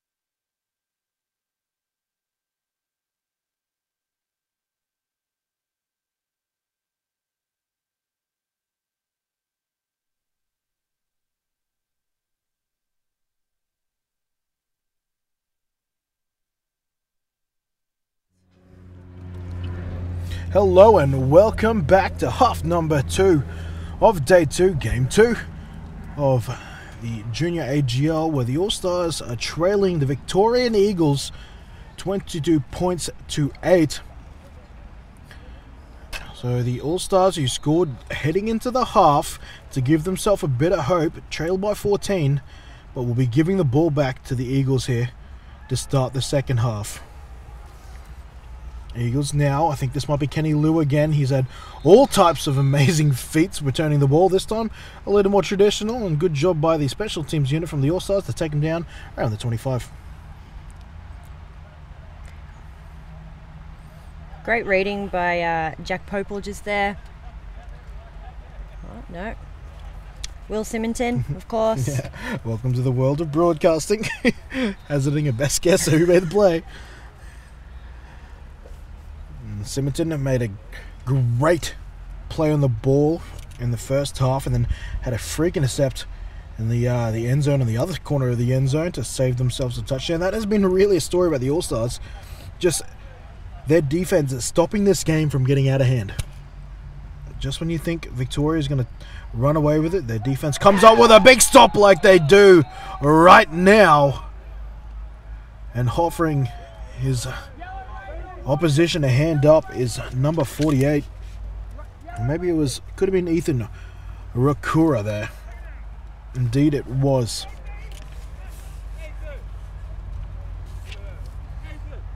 Huge stop there. That's moved them back to about 2nd and 15. Looks like the All-Stars have come out with a bit more intensity than they did in the first half. No, it's not hard to G up a team when you're within a sniff. I really think that the difference between 22 points and it's nil and 22 points at 8 is a big confidence jump there. Empty backfield for Victoria. Troth will throw to the flat, trying to hit his man Turner. Turner can't bring it in on the slant. Jack Popel there, hitting his head, wishing that he had that. Going to run him back in for a touchdown easy. Jack Popel, he's frustrated because he's considered a ball hawk back in the local divisions up in North Queensland. Particularly a strong zone defender. Loves floating around, will keep his eyes on the QB and create takeaway opportunities for you. It really is an art as a DB to be able to fool the quarterback into thinking that someone's open and then not be. So he's doing a really good job. It's about really being in tune with your own athletic ability, knowing how much speed you can make up.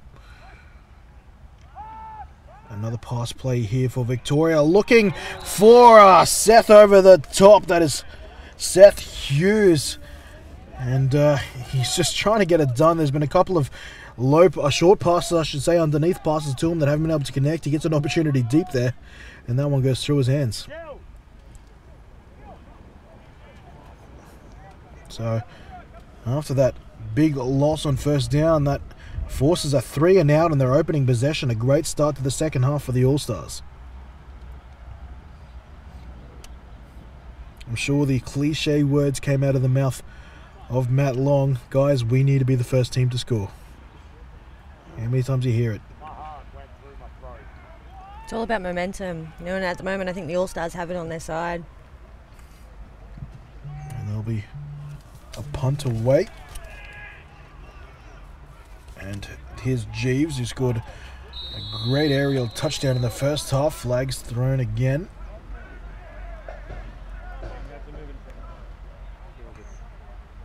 And it might be a bit of drama there between Ellicott and number 37, Taylor Campbell.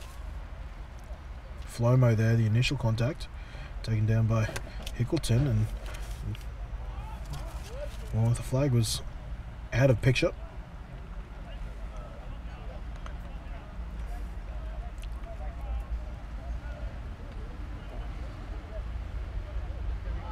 Now we're about to get a call from the official here.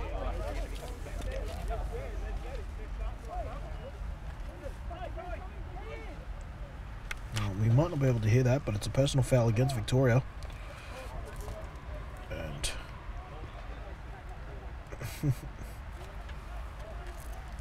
it looks looks like it will be against Victoria, so the All-Stars will be getting a piggyback here. 15 yards, and there they march. It's just these unnecessary after the play penalties that are really costing Victoria to have a cement hold on this game, to be able to put them back and keep them there. And they're just welcoming the All-Stars back into the game. Mikulev is still at quarterback. We saw quarterback number 20, Christopher Wilkins, get taken out on suspected of concussion earlier in the game. Perhaps that could still be at large, and this is another snap handling issue recovered by Lacey.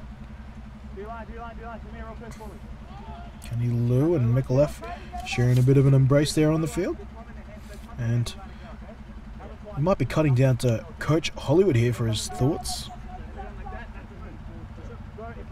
or we're just putting his pretty face on screen. We will maybe later.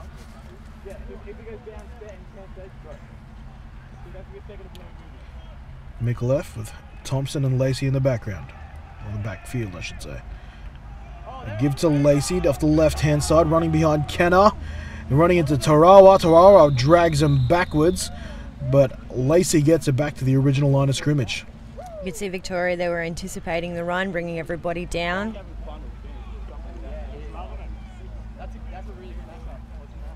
There's a little strength there from Tarawa to start dragging him back.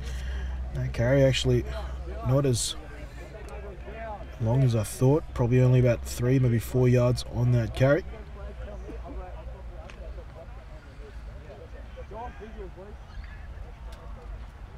And Mikulev bringing his team back to the line of scrimmage. Victoria's, well, they've eased it off. No, they haven't. They've moved Finn Hazel Pokemon to the right side now to take on Kenna. And this ball will be launched to the corner. Has it been? No, I thought for a second off the hands of some Victorian defenders it might have been caught, but it falls incomplete, and that'll bring up 4th down. It was great pressure through the line there, just to send that ball just a little bit short.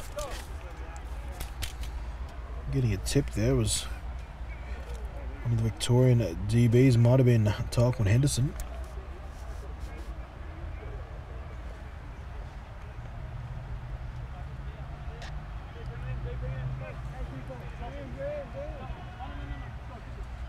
Trailing by 14. Top of the 3rd. Mikulev. Thrown out to the flat, almost intercepted there. It was great pressure. Yeah, Bruce Vachon turning him over on down, so a valiant effort by the All-Stars, but they lose momentum there as they turn the ball over, and Gridiron Victoria, well, they're Eagles. They'll get an opportunity now after getting shut out on their opening possession, going 3 and out and punting the ball away. Typically it'll take a little bit longer for the offense to get into sync than it does the defense, but it seems like the defense is really holding up right now. They just need to get their offense just to keep churning, keep driving, get down the field a little bit more.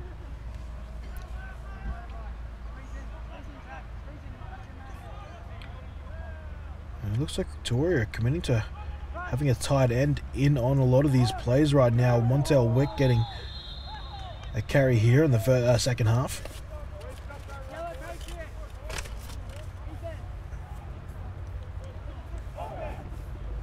Might actually be a new fullback as well. Leading the way for him, number 11, Jake Caruso.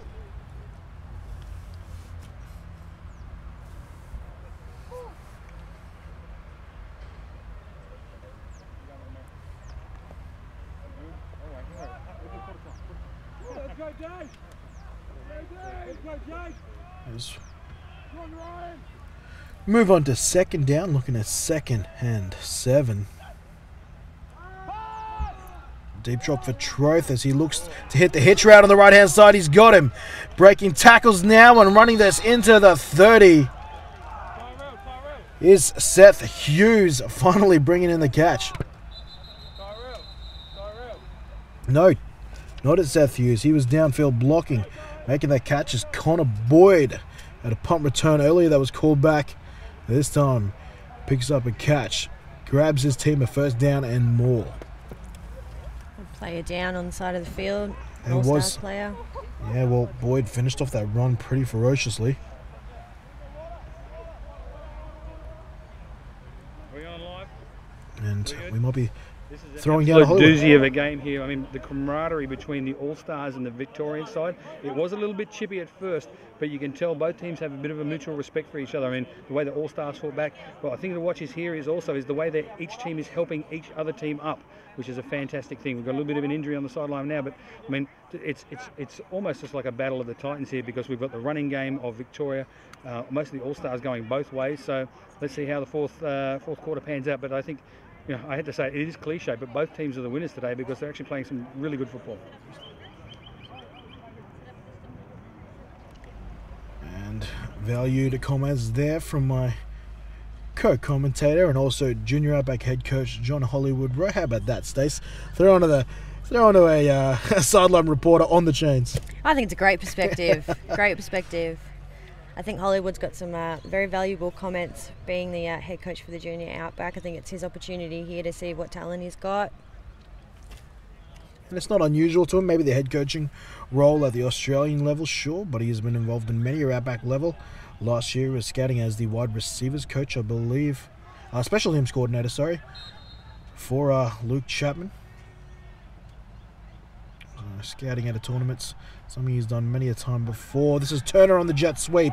He's turning on the burners. Turner to the edge. Uses a stiff arm on Jack Popol and gets this inside the 15. It's a great run. You can just see that outside linebacker really just ducking in, which really gives that outside motion that opportunity to get wide. We've seen more and more as you just have some of these speedy defenders come into this sport, and you see it at the NFL in particular, finding ways to get them to make plays. And sometimes you got a fast guy, give him a head start and let him outrun the defense.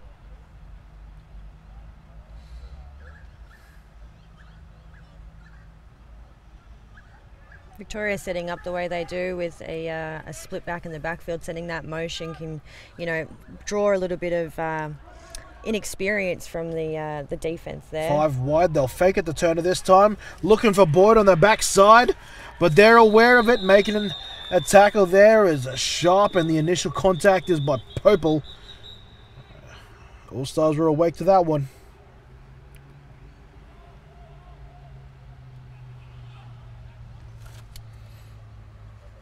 Also amongst it was number 24, Enzo Balducci.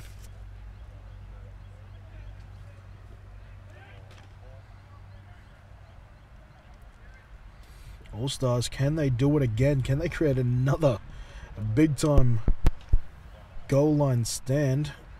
Now, I didn't see any flags on the field, but this play seemingly marched back.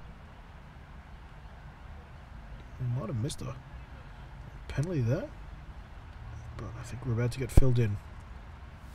Maybe not. Good chat. 22-8. 7:20 left in the third quarter.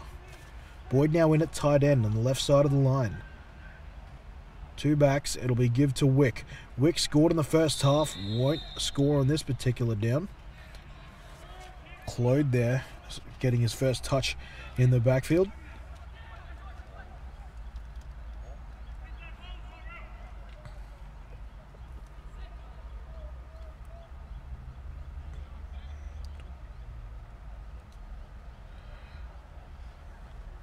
I think now's when we'll start to see a bit of breakdown for those players that are playing both ways at the moment. The game's getting to them, the conditions are getting to them. It's not overly warm, but in those helmets and that gear, it seems a lot hotter. There's not a whole lot of cloud coverage this time around. That's beaming down right on them. Middle of the day here. Oh, and it's a horrible snap. It's gone past Troth. Troth's just going to have to dive on it. And he will lose almost 20 yards on that snap.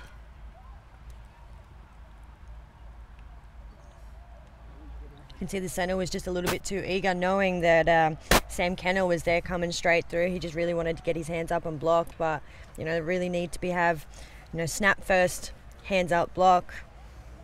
And I don't think Troth was ready for it either. You saw him looking to his right, looking to make adjustments. Next minute the ball's flying out at him. That being said, you see that sort of happen even at the NFL level. You see that occasionally. We've seen it happen in all our AGLs, how game dependent those snaps can be. Eagleton's back in backfield. 3-step drop by Troth, who launches it into the arms of a DB. And unfortunately, the All-Stars collar for the Victorian team. And that will be another turnover. And what we see again, this All-Star defense repel the Victorian offense once more in their own red zone. Yeah, you can see here, the DB over the top could just read that. You could see it wasn't going where it was intended to. And Angus Bailey, the experienced Angus Bailey, back from injury. We thought he was down after a big hit earlier. He's back and he's picking players off. It's really what the All-Stars need. Now it's just up to their offense to get some, generate some yards, get some good field position, maybe get off another couple of passes downfield, give the receivers a chance to get into space. And if the All-Stars can capitalize on this turnover, once again claw back, Victoria's frustration surely got to mount. For a while it looked like they were going to start running up the score, and now it feels like the wheels might start to be coming off. Their defense side of the ball still doing well though. As long as Victoria stay disciplined and no unnecessary penalties, I think that Can you hear me? they'll stand firm, and I think they might have had a bit of a chat at halftime about being disciplined in there after the snap penalties.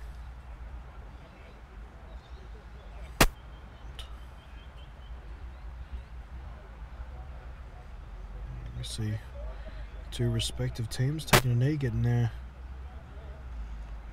chats going while the injured player being attended to. Also a discussion going on with the All-Stars staff and the officials.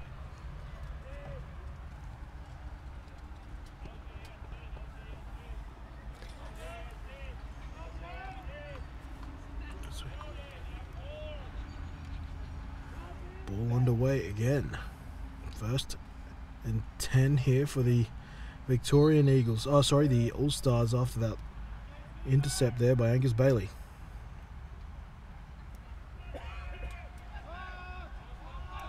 Three-step by Mikulev, who's hit as he's thrown. The pass was intended to the receiver and Corey Jeeves, a former AFL athlete. He can't bring it in though.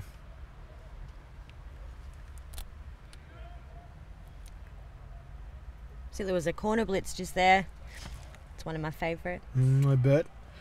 But number 9, Corey Jeeves, joining his brother Thomas on this campaign. He's just played his first season, but he has that experience at the higher levels of AFL, just probably still getting used to the contact style of American football. Lacey's back, trying to make something happen, but once again, a stifling Victorian defensive line is making his day very difficult, particularly that man on screen, Finn Hazel-Polkenhorn.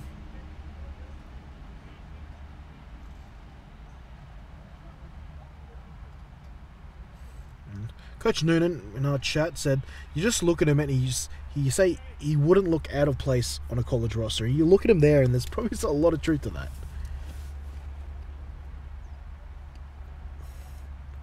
Much to Coach Hollywood Rose taste. He's available for the next Outback campaign. He's involved in this play again. Lacey meets with Hazel-Polkenhorn once more. Add another tackle to his stat sheet, as well as another carry to Lacey's carry numbers, but stayed down for a little bit there, did Lacey. If the All-Stars can find a way to neutralise Polkenhorn, I think they might be in with a chance to bust something open. At this point, you're not only double teaming him, I'm looking at a way to triple team him.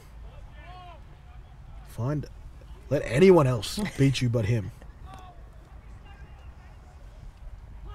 But look at Victoria though. They're lining him up against Kenner. You know, previously they've tried to find where he'd create trouble. Now they're going to the strength of that offensive line, which is Kenner, and I think that's because the All-Stars, well, they see Kenner as their strongest run blocker, and they're trying to run behind him, and to neutralize that, Victorian Eagles, they're putting FHP on top of their best run blocker. It was almost a fumble there. So 2 trains of thought there. You can use it to try and find a mismatch to attack, or you can use it as a neutralizer for an opposition's attack. Just sort of ends up you in a stalemate. You know, you're just going at each other, similar ability, similar size. It's going to take something interesting to get around that. The thing about stalemates in this sport, that generally stalemates favour the defensive side of the ball.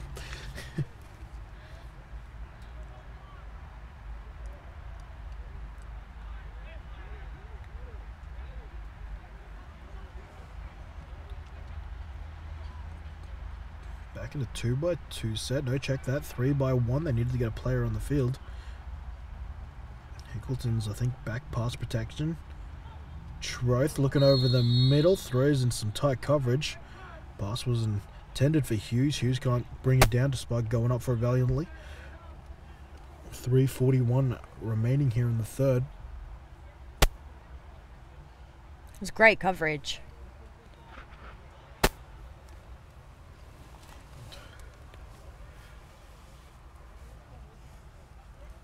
Don't suppose Troth goes to this plays at the same club as SPC, the women's quarterback, because I swear they got That's similar size, right? pretty similar throwing styles as well. They do. It's almost a carbon copy of each other. Just look at him, man. Stephanie Poulos-Cassar. That high carry, then the true. release, the way he's climbing the pocket now, taking down for a sack. And this time, getting in on the action is number 65, Ryan Wolseley.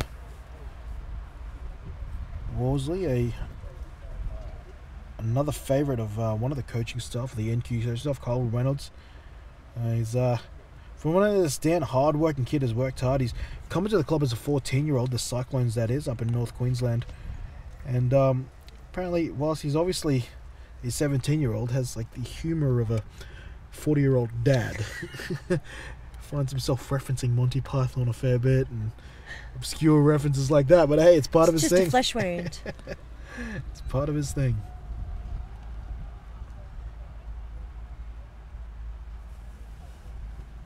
Still in this 3x1 set. Troth looking downfield, wants to attack. He's got someone one-on-one, but dropping the ball there is the All-Stars. That was straight in the breadbasket. That DB's going to wish he could take that back. Doesn't come much easier. If we look here, the DB was just in a great position, travelling on the backfield, on top of the runner coming underneath. Unfortunately, it was a bit overthrown. But, again, the DB wishes that he could take that back, run it back for a touchdown.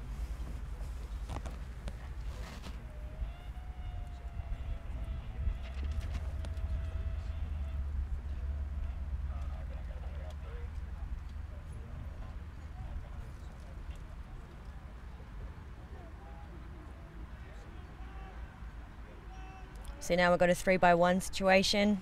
Don't be surprised if the quarterback goes to the solo receiver on the left-hand side. That's a great sack. Great sack by the All-Stars. Will Clode coming straight through.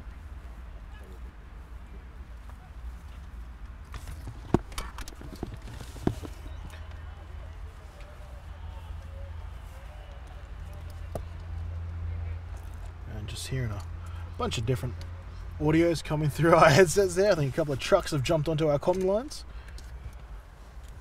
as we try to squeeze as many people as we can into this commentary booth. But another big play there by the All-Stars defense, Stace.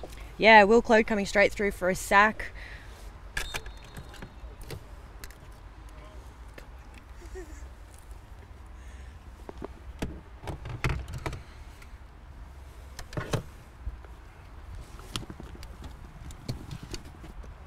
So now the All-Stars have taken the field.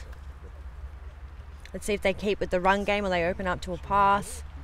There's a size mismatch on the left-hand side receiver. We're going to run straight through the middle. Nothing going.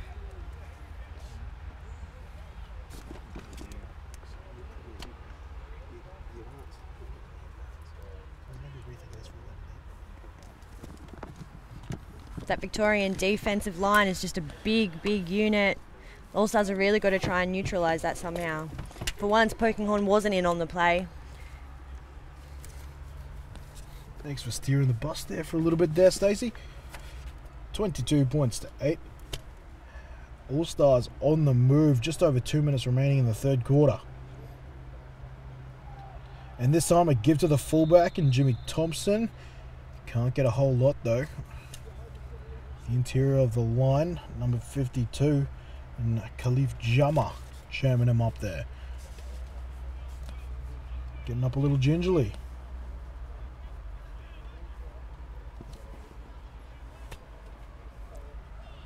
I think we need to keep an eye on Corey Jeeves' brother Thomas on that left-hand side. Yeah, the outback wide receiver, he hasn't contributed a lot, but what he has been key, has been the lone touchdown for the All-Stars. Let's see if they go to him now. Has got the vertical advantage over his defensive matchup. Mikulev calls for it, but he's looking to the opposite side of the field. Under pressure, immediately gets rid of it. That possibly could have been considered a fumble. They'll call it an incomplete pass. Fortunately for him, there was a receiver in the vicinity. No throwaway penalties here. Intentional grounding, that is. Or is there? There might be. There's a flag on the field. They're going to get pinned. Forget everything I said. He is going to be pinned for intentional grounding.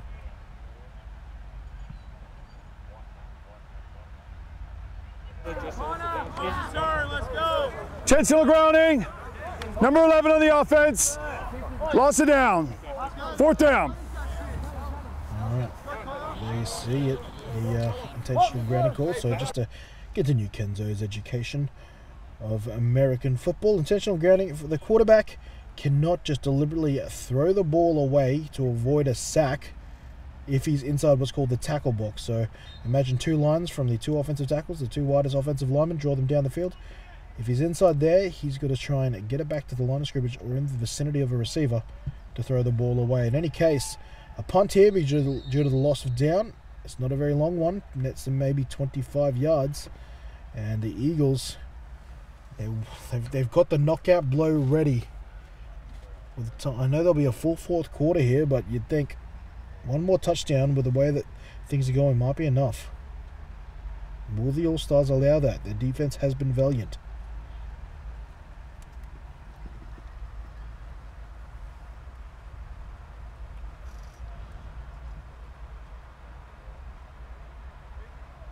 Coming into this fourth quarter, the defense has really got to step up and take control of the game.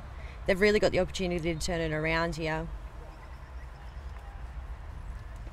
Yeah, I just want to confirm another note after this next play. I think Schroth hands off. It'll be taken down. The All-Stars defense growing in confidence and ability right now. Ellicott takes him down for another tackle. Now, I made the comment about all the Monty Python type humour, and I thought it was about Ryan Wolseley. It's actually about Zachary O'Connor-Paul, one of the guards for the All-Stars there. Just to correct that.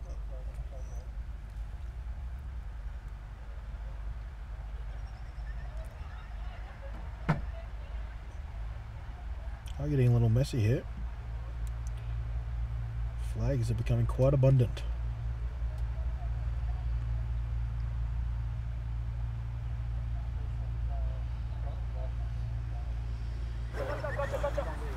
Personal foul, chop block. That penalty has been declined.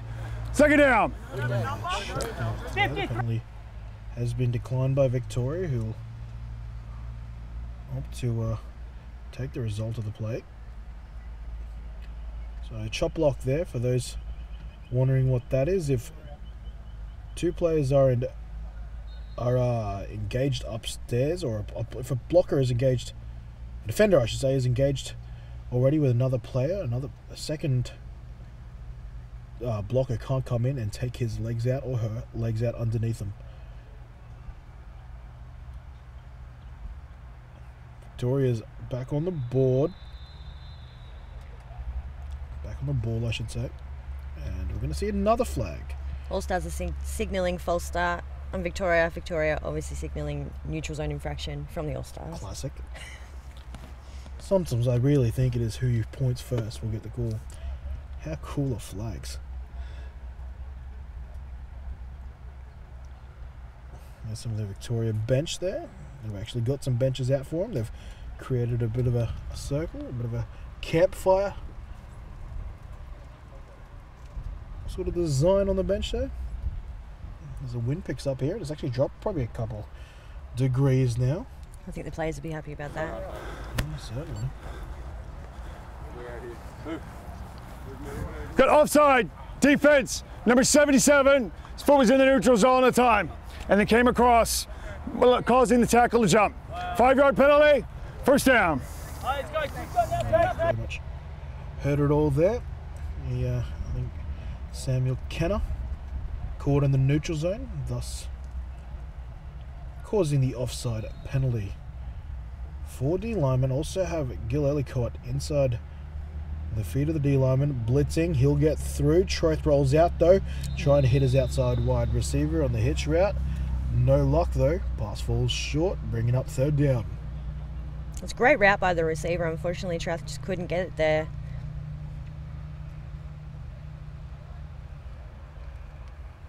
See Blair Ward on the outside there, just bringing in some pressure. Sort of made him spring back his arm just a little bit too soon. Had he followed through a little bit further, that ball would have had enough just to get there.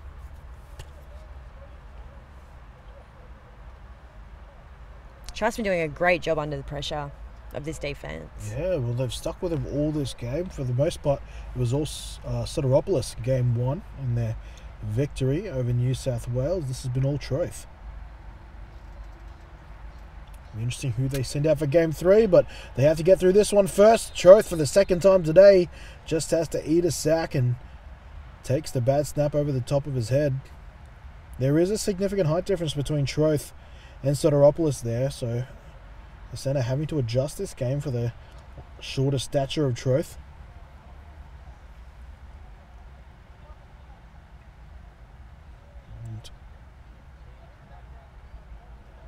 And bringing up 4th down after that mishap. They will send out the punt team. Let's see if we can get a good return from the All-Stars, get him in even better field position, in a position to score.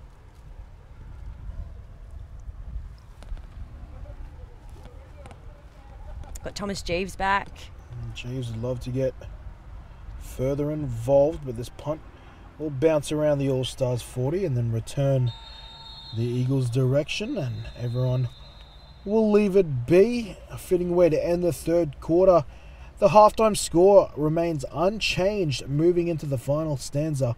22 points to 8 in favour of Victoria. They currently hold on to their 14-point lead despite the All-Stars' best attempts.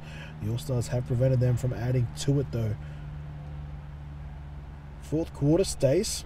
It's only a 2-touchdown difference. I think props to the All-Stars. I think it takes a lot to be able to bring players from all around Australia, from far North Queensland, from ACT, from Tasmania, and bring them all on the field and have everybody on the same page, same playbook, and be able to have that chemistry with each other. Like I said earlier, that defense really has come together and is really a solid force on the field. It's just up to the offense now just to click, and I think a couple more reps and maybe we'll see it later in this tournament. They'll finally get some action going and maybe even bust open for a couple of big plays. That's exactly right, but the thing to remember about the All-Stars, they're always playing at a disadvantage. You know, a lot of these teams have been training together, some for months. I've heard some teams training all the way back from October. You know, Victoria, South Australia had those opportunities due to the nature of their regular seasons. And the rest of them at least been training since January. And what's your opinion on the on where the seasons fall? Do you see it any benefit running straight from other seasons straight into a Nationals campaign, or having that break? It's hard to do with the break. The thing is about, not only is it pressure on the players though, but the volunteers it takes to run this sport. I think right now we're making the best of the landscape upon which the game runs on. Here goes Lacey. And it was end up being a play action pass. I think they're going to call it a complete pass. Connected out there was Sharp. He got down real low to bring that in. Only picks up about half a yard though.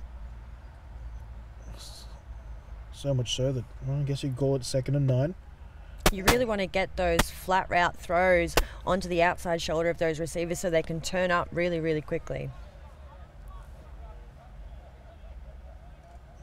Now ball is on the 49, just shy of halfway.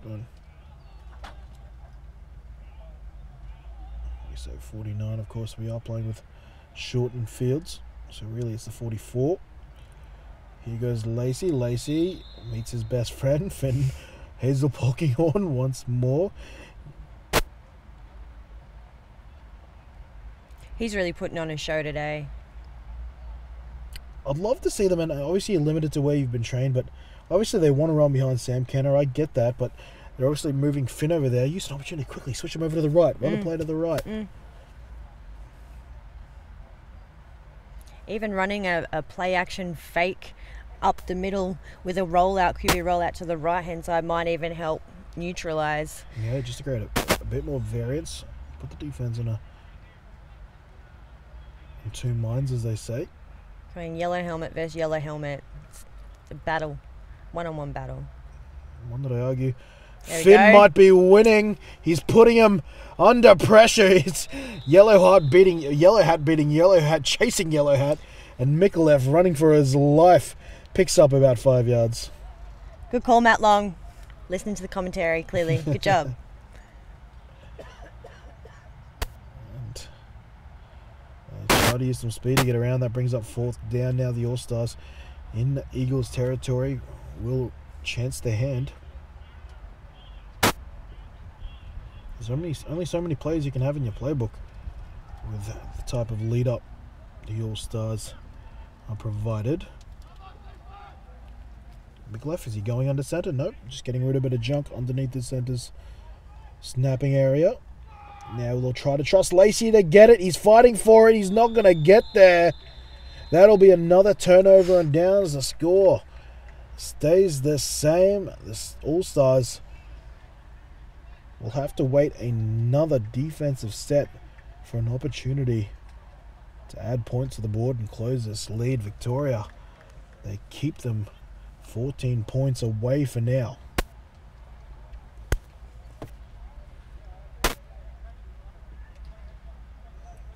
Clock adjusted to the correct time, 9:37.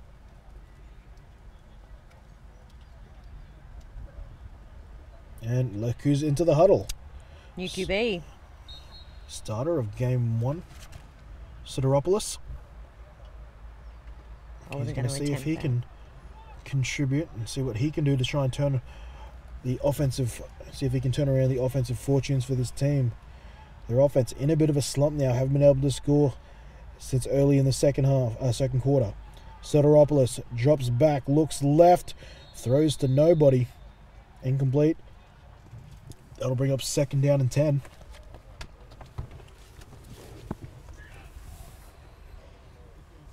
So for those of you who didn't see the first game, what should we expect from the new quarterback for Victoria? Sideropoulos, he's an experienced guy.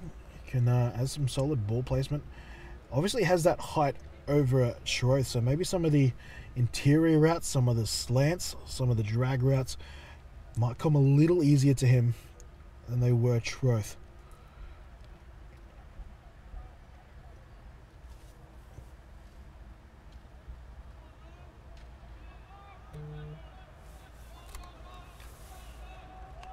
Sideropoulos bringing his team back to the line.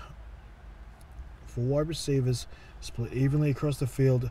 A drop by him, looking to attack the deep half of the field. It goes over his receiver's head and almost intercepted by the All-Stars. Another incomplete pass that'll bring up 3rd and long. Almost tipped back into the receiver's hand there. You can see looking for Boyd, but it looks like the All-Stars might be playing a bit of quarter coverage now.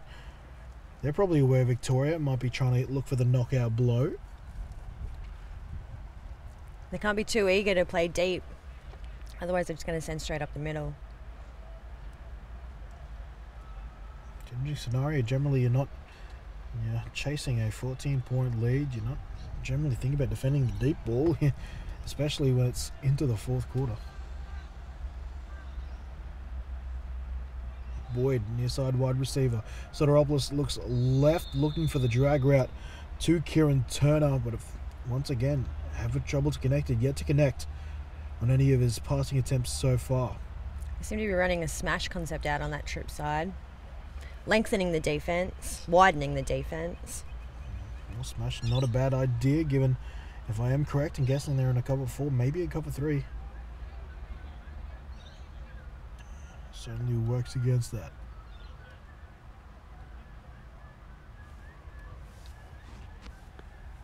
I'm hearing some beautiful whistling. Not sure where from. Either that or I'm having a stroke. But given us both of us, I think we're safe. 4th and 10, Victoria having to punt it away again. How many are back to potentially return? I think they were almost playing defense. Downed and picked up by Victoria on the, looks like the 25 for the All-Stars.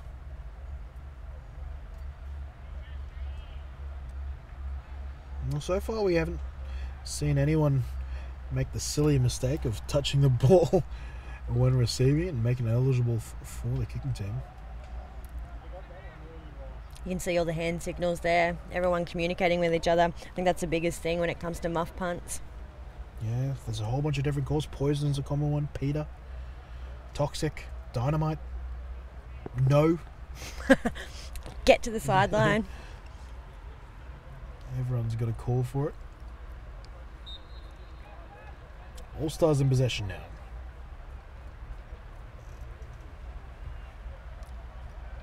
Now, those sorts of technicalities when it comes to when to touch the ball, when not to touch the ball, really test inexperienced players. Mikulev handing off to Lacey. Lacey's found some space. That's on. They do get a bit of a seal. They get forward for a nice chunk there on first down.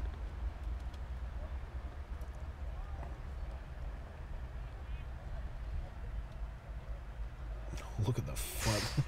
They're double teaming him now. Finn Hazel Perkenhorn. I think it's just the two big men going at it.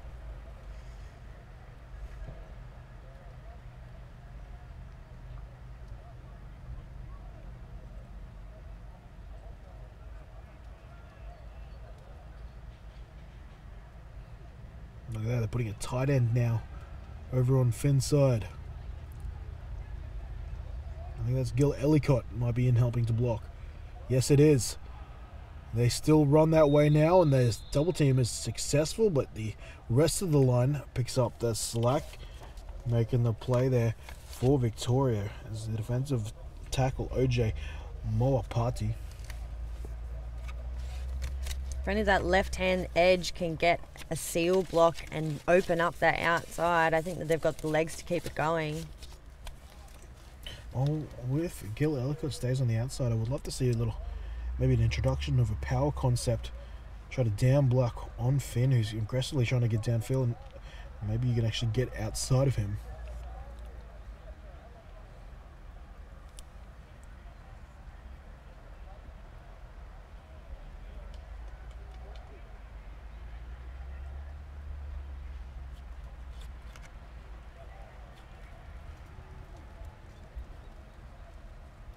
There they are again, double teaming successfully. The pass is defended well though by the Eagles. Wasn't a great snap. It's quite low. That has been the story for a lot of teams, but it's well picked up there by Mikulev. Great chase by Victoria. Might have been Tom Biggs on the underneath coverage.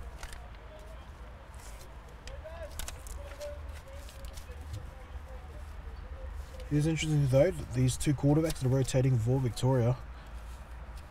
And we'll give mention to a third quarterback who was supposed to be involved once Oh, is it a timeout being called? Maybe it was the opportunity now. Yes, the Victorian team was going to have a third quarterback involved, I believe, in Logan Tia, who was a third, even more dynamic version of these other two guys. Was a chunkier guy. Their offense would have looked a bit different underneath him. He's a bit of a Tebow build. Could run the ball, but unfortunately injured his leg during training camp, so couldn't partake in Jonats leading up to this. So would have been interesting to see how he would have been used in these sort of situations. 7:12 remaining in the game. The next game upcoming is Western Australia taking on New South Wales. Plenty of coaches who know each other between those two camps. Michael Kerr, obviously one of the regulars in Junior Outbacks, but then taking on Glenn Bowes. Those guys, I interviewed them back to back yesterday. They both tried to get into each other's interviews. And I think that might have been streamed out this morning on the AGL Facebook page.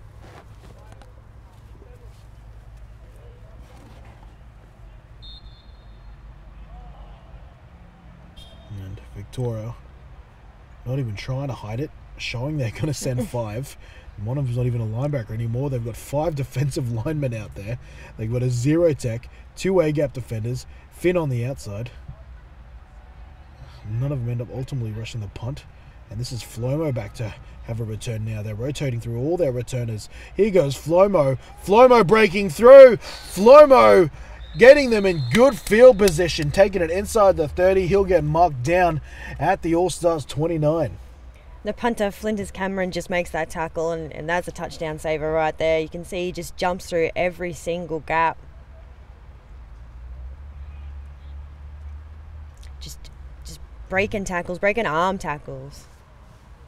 And well, yeah, fatigue. I think you mentioned it earlier. Heading into deep into the fourth quarter now, fatigue's going to start setting in. A lot of these guys playing both ways for the All-Stars.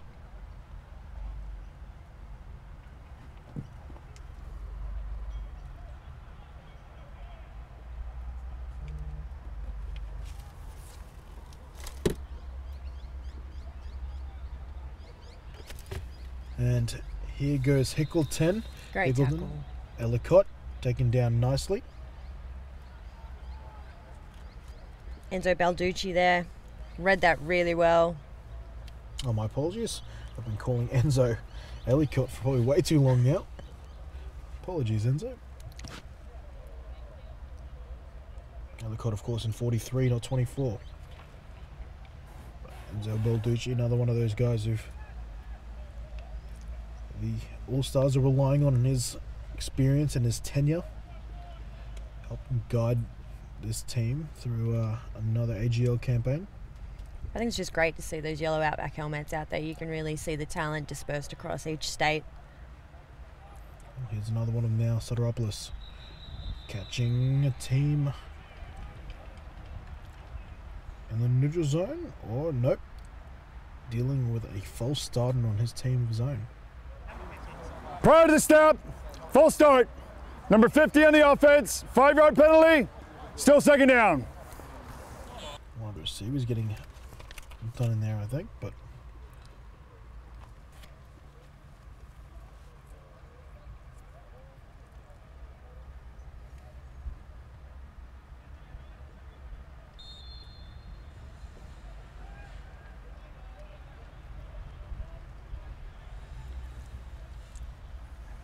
still looking for their first score in the second half.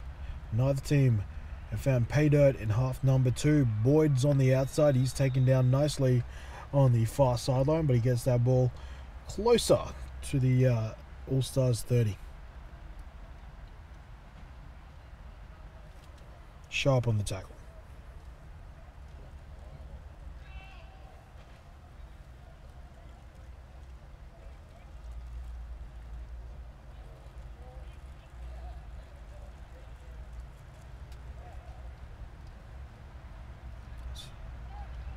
Team, I think both teams probably trying to slow it down here. Victoria probably more so for game management reasons, but for the All-Stars it's probably out of fatigue.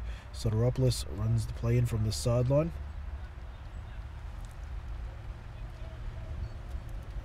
and you've got, watch out for Kieran Turner, he shot straight out of that huddle. And you know why? It's because he knew the play was for him. He comes back for it. He's got it on a juggle. Give McCatton a chainsaw and give him 6 points. That might be the knockout blow the Eagles were looking for. Yeah, look, I thought he was a little bit too early, if it was me, or he's just that quick. And that was threading the needle. And he knows where the cameras are, doesn't he? I just had a feeling that play was coming in. Watch any receivers. Here you go. Any defensive young ones at home. You see a receiver flying out of that huddle with that sort of vigor, there's a good chance that play is for him. You see them meander out, maybe it's a run play. As a DB, it's so interesting and fascinating to watch receivers and how people come out of the huddle, and that's a massive part of football, is understanding the psychology. And a coach once told me that I wasn't fast and I wasn't strong, so I said I had to be smarter than my opponent. And a lot of that is reading body language, and things like coming out of the huddle with such gusto sort of gives you a bit of an indication of what's coming. Indeed. Soteropoulos adding to his passing tally adds another one.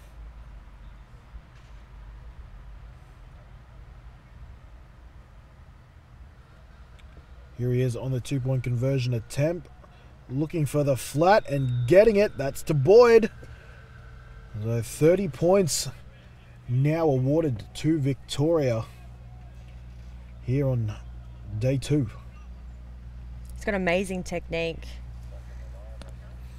I think both these quarterbacks show they've got good mechanics. Soteropoulos does have probably the experience though. And the height. And the height. It really makes those flat routes easier. I think that's a bit of the nail in the coffin for the All-Stars, unfortunately. It will be difficult. You can see them struggling out there physically. It's getting a bit warmer. And I think they need to start looking and maybe forcing is not the right word, but just giving Jeeves a few more jump balls, I think. See if he can just pull a bit of a rabbit out of his hat. I mean, he's got the height advantage over the Victorian DBs. I think it's a shame not to use that. It's important here for the All-Stars to keep plugging here, because whilst the wind might be out of the window and that pretty much firmly takes them out of finals contention, it you know, for and against will be a huge indicament on whether you're playing in that 4th or 5th match or 3rd or 4th. So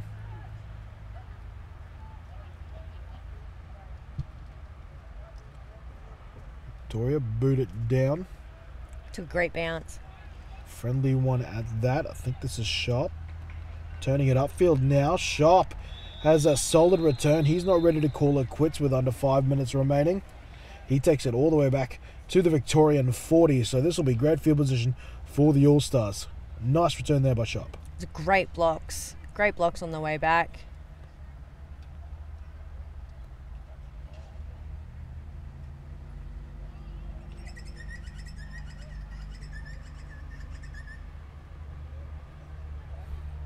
Some of the crowd members starting to come in. The home side, the Wolverines, playing at the end of the day today. You know, having the junior nationals here in Sydney is a really good opportunity for all of Gridiron New South Wales to come together and support the boys.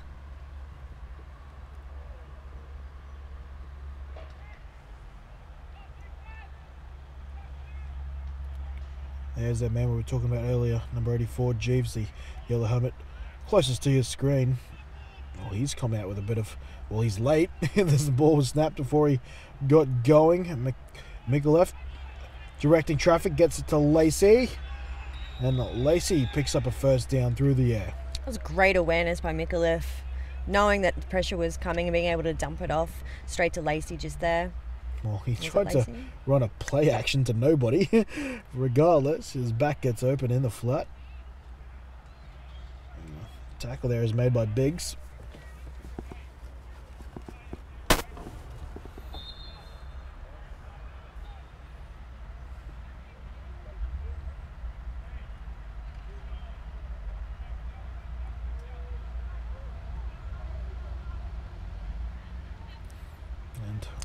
They're playing quite short on the field here. Very intense. Enzo Balducci, who I confused for Gil Ellicott earlier, working on the double team on Finn Polkinghorne. Oh, Lacey working the truck stick. And, well, Finn Hazel Polkinghorne has claimed he's ripped it away. I think he might have been too late there. Despite being double team, he's got the motor to turn around and still affect the play. Uzz. I think there's an argument that ball's coming out before the knee is down. I agree. Well, I don't think they're using rulings here if they're making any sort of third referee. But if that was going to be reviewed, I think Finn Hazel Polkinghorne would have a case. Always a great run before that, though, from Lacey. I think they've caught him here. Hard count. Well done by the centre to hold his water. Doing a good job there is Cody King.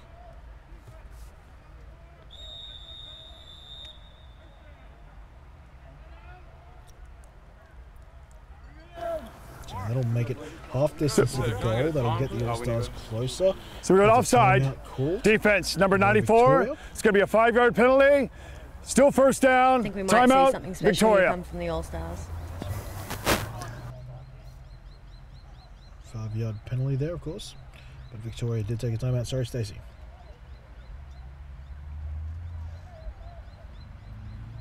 Matt Long's got a smile on his face. He's got a trick play planned. Yeah, it's coming. Watch it. Double reverse pass. Philly special. Ooh. Some sort of all-star special. Tassie special. Canberra special. You know, Cairns, Mackay, Townsville special.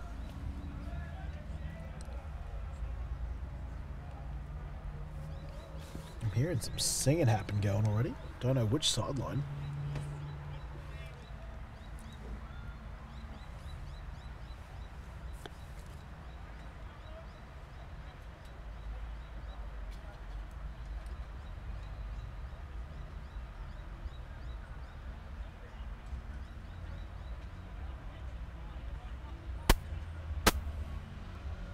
I'm hearing some country roads kicking in the background. Love that. It's the Wolverine. Oh, the Wolverines. Making their entrance in to the Sydney Sports Academy of Sports and Recreation. It's hard for me not to sing along now, but I'll be professional about it as Lacey trucks his way forward. They're only 2 yards out now.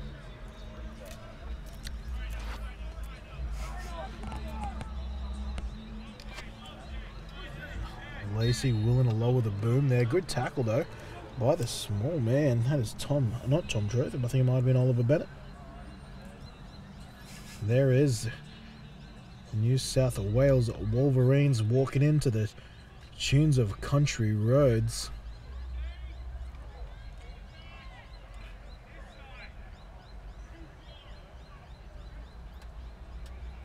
What are you feeling here, Kenny? Flomo definitely Lacey wants to up the get off middle. the edge. It looks like it'll be that rollout play again. This time they'll go to the end zone, and that is a catch and a touchdown. The All-Stars, they will play to the final bell. Great work by Flinders Cameron. You could see he was keen. What a wrestle there. We've seen some real good contests between DBs and wide receivers this game. Flinders Cameron uses all of his AFL background and his big frame to bring that in.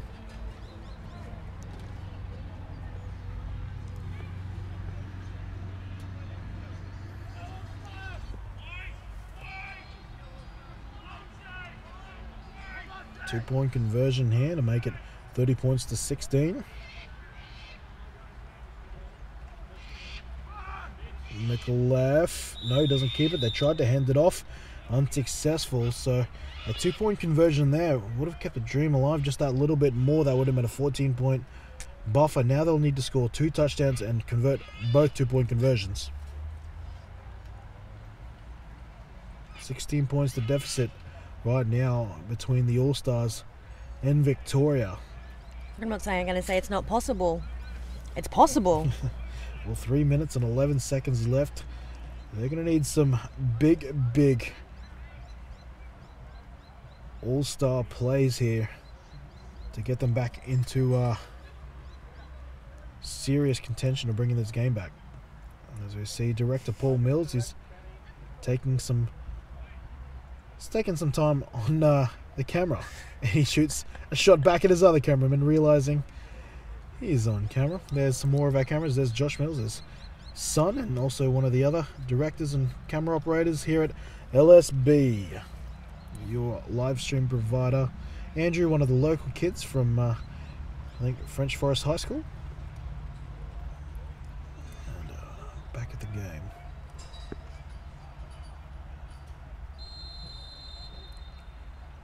What do you think, Kenny? Onside kick for the All-Stars? I think Too early for that? Why not? Down 2 scores, 3-11. May as well, especially with the rate the Victorians are returning. They will go a line drive though. This one almost losing his footing. There is the returner and Massimo Albanese. I think they're just trying to keep it away from Lou. And we're seeing. Oh look, they're going to play it off as sportsmanship, but I'm seeing a cheeky couple head taps there, and we all know what that means in the football world nowadays.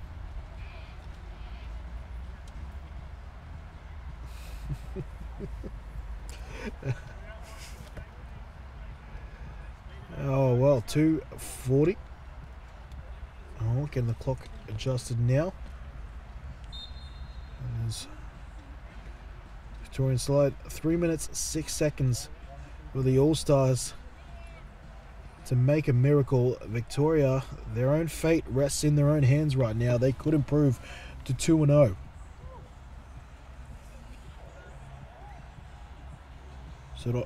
Soteropoulos, he'll fake the jet sweep, give it to Hickleton, who'll run the same direction of the jet sweep. It nets them about 2 yards by the end of it. It was a great read by Enzo Belducci. Unfortunately, he just came in too much inside. Just missed that tackle. Yeah, good stiff arm there. And a spin move by Hickleton.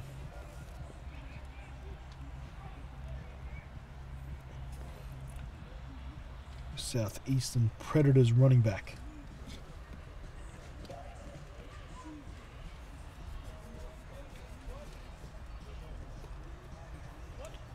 And that did keep the clock running.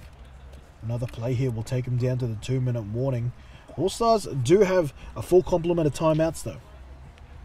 But they would really love a stop here so they could try to bank those 3 timeouts to create another possession. Well, interesting. Our clock says that's under the 2 minutes now. I'm surprised the officials haven't stopped it. Fascinating. Speed or pitch up and out to Hickleton. They've caught him here. Brilliant play call. Too many players. They've confused them with their alignment of wide receivers, and Hickleton might have iced this game.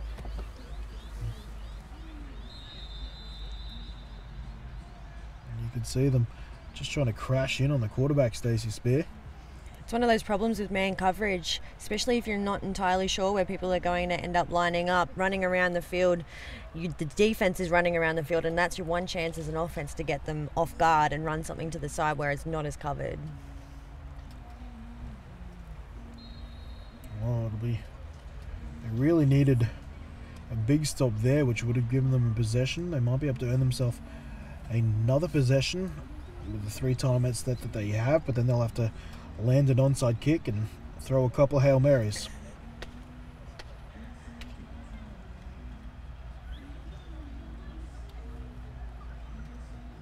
Four receivers, trips to the boundary side. Hickleton, Jonah Hickleton that is. Still the running back here. They're going to pass. They're going to go to the isolated receiver, who's Boyd. Boyd snatches it out of the air, and that is game. Boyd climbing up high, bringing that touchdown in, and sealing the game for his Victorian Eagles. DB just got beat straight off the gap. I don't know if they were playing some sort of cover 2 there. The safety trying to make his way over there, but the pass is quality and beats them both. Was never even looking at the trip side. Yeah, that's the way the game is nowadays. Once upon a time, there is nothing but run plays called there. teams now, you know, they want to follow the logic. If we've got 3-by-1 and 1-on-1 one side, we're going to take it. Especially with the matchups that they've got with their size differences here. You know, it's a 50-50 ball, and you'd like in your chance if your guy's taller for sure. And they'll go speed option on the 2-point conversion attempt. Taking a carry. I think this might be, solid tackle at the end there. And taking an attempt there is Dylan Carroll. One of the backup running backs. Shows that he's still capable. Look at the way he shoved off that initial tackle attempt, and that could be game. But we're getting a clock adjustment now, actually. I'm hearing I've hit the wrong button is the excuse. 1:32, the official time remaining. So, the All-Stars, well, look, I think the win's well and truly out of the question now, but they've got a chance to add to their points for and against. And let's see if they can't put another 8 points in that 4 column. Yeah, look, and I don't think Victoria's going to give it to them any easier. Well, you know, it's one of those things. Points conceded is one of those tiebreakers too, so it's in their best interest to play to the end as well. Of course, I don't have to do any crazy maths this time around. In previous years, and perhaps JNets and also the WH last year, we had a little criteria called LPA, or least points allowed, which would work out the average points allowed by the defense, not special teams, over the course of the games. None of that this year. Scrub that as the All-Stars try to return here through Sharp. Sharp turns on the Jets, looking like he's got some stiff arms going, and it's another good return. He's making a good fist of kick returning, this man Sharp. He brings it a yard short of halfway.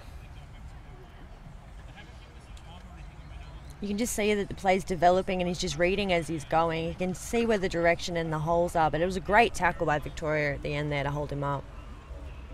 I've seen more and more players make that transition a little bit easier. The idea of running behind blockers rather than running to space, and obviously a lot of the sports we play in Australia, it's, you know, you can't run behind your own players, so you're running for space, you're looking for space, you see space, you go space. But more and more now players are finding that transition a bit easier to understand about reading the backs of their own defenders and allowing plays to develop.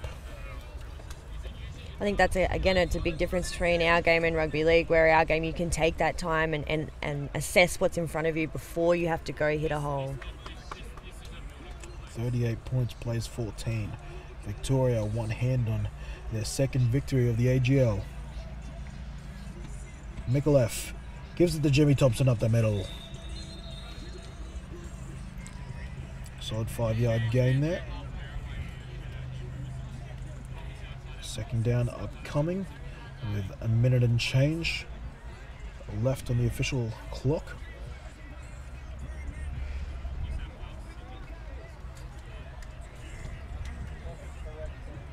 As we just tick under 1 minute now. All-Stars not showing a whole lot of energy. Now we'll just run this final drive as if it was the opening drive. Who are we going to here, Kenny? Well, why not throw it up to Jeeves? That being said, Flinders Cameron came up with a nice grab earlier too. Both wrong though. They'll go to a toss play to their go-to guy. And Lacey, the Tasmanian running back from the Taskino Knights.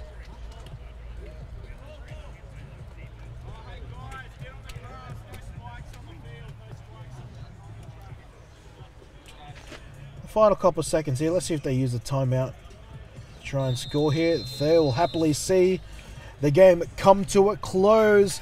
Victoria, they climb up the ladder once more. 2-0 their record now reads with this 38 points to 14 victory over the All-Stars. All-Stars, they will go into Thursday looking for their first win. Stacey Spear, thank you for joining me. Your thoughts on the game? I thought it was a great game. I think the All-Stars have got plenty in them. I think it's going to be a great opportunity for them to continue their campaign. Don't give up hope, Matt Long. You're doing a great job. Well done, Victoria. Thanks for having me, Kenny. I'll leave you with a few more pictures of the team there. Thanks again to Stacey Spear for joining me, and our production team here at Live Streaming Brisbane. We've got one more game to hit you with here on day 2. Western Australian Raiders, they'll be up against the home side, as I see Jake Edwards give me a little shake and bake. They'll be taking on the New South Wales Wolverines, who've made quite the entrance here on day 2. That'll be kicking off 3:30. We will see you then. Bye for now.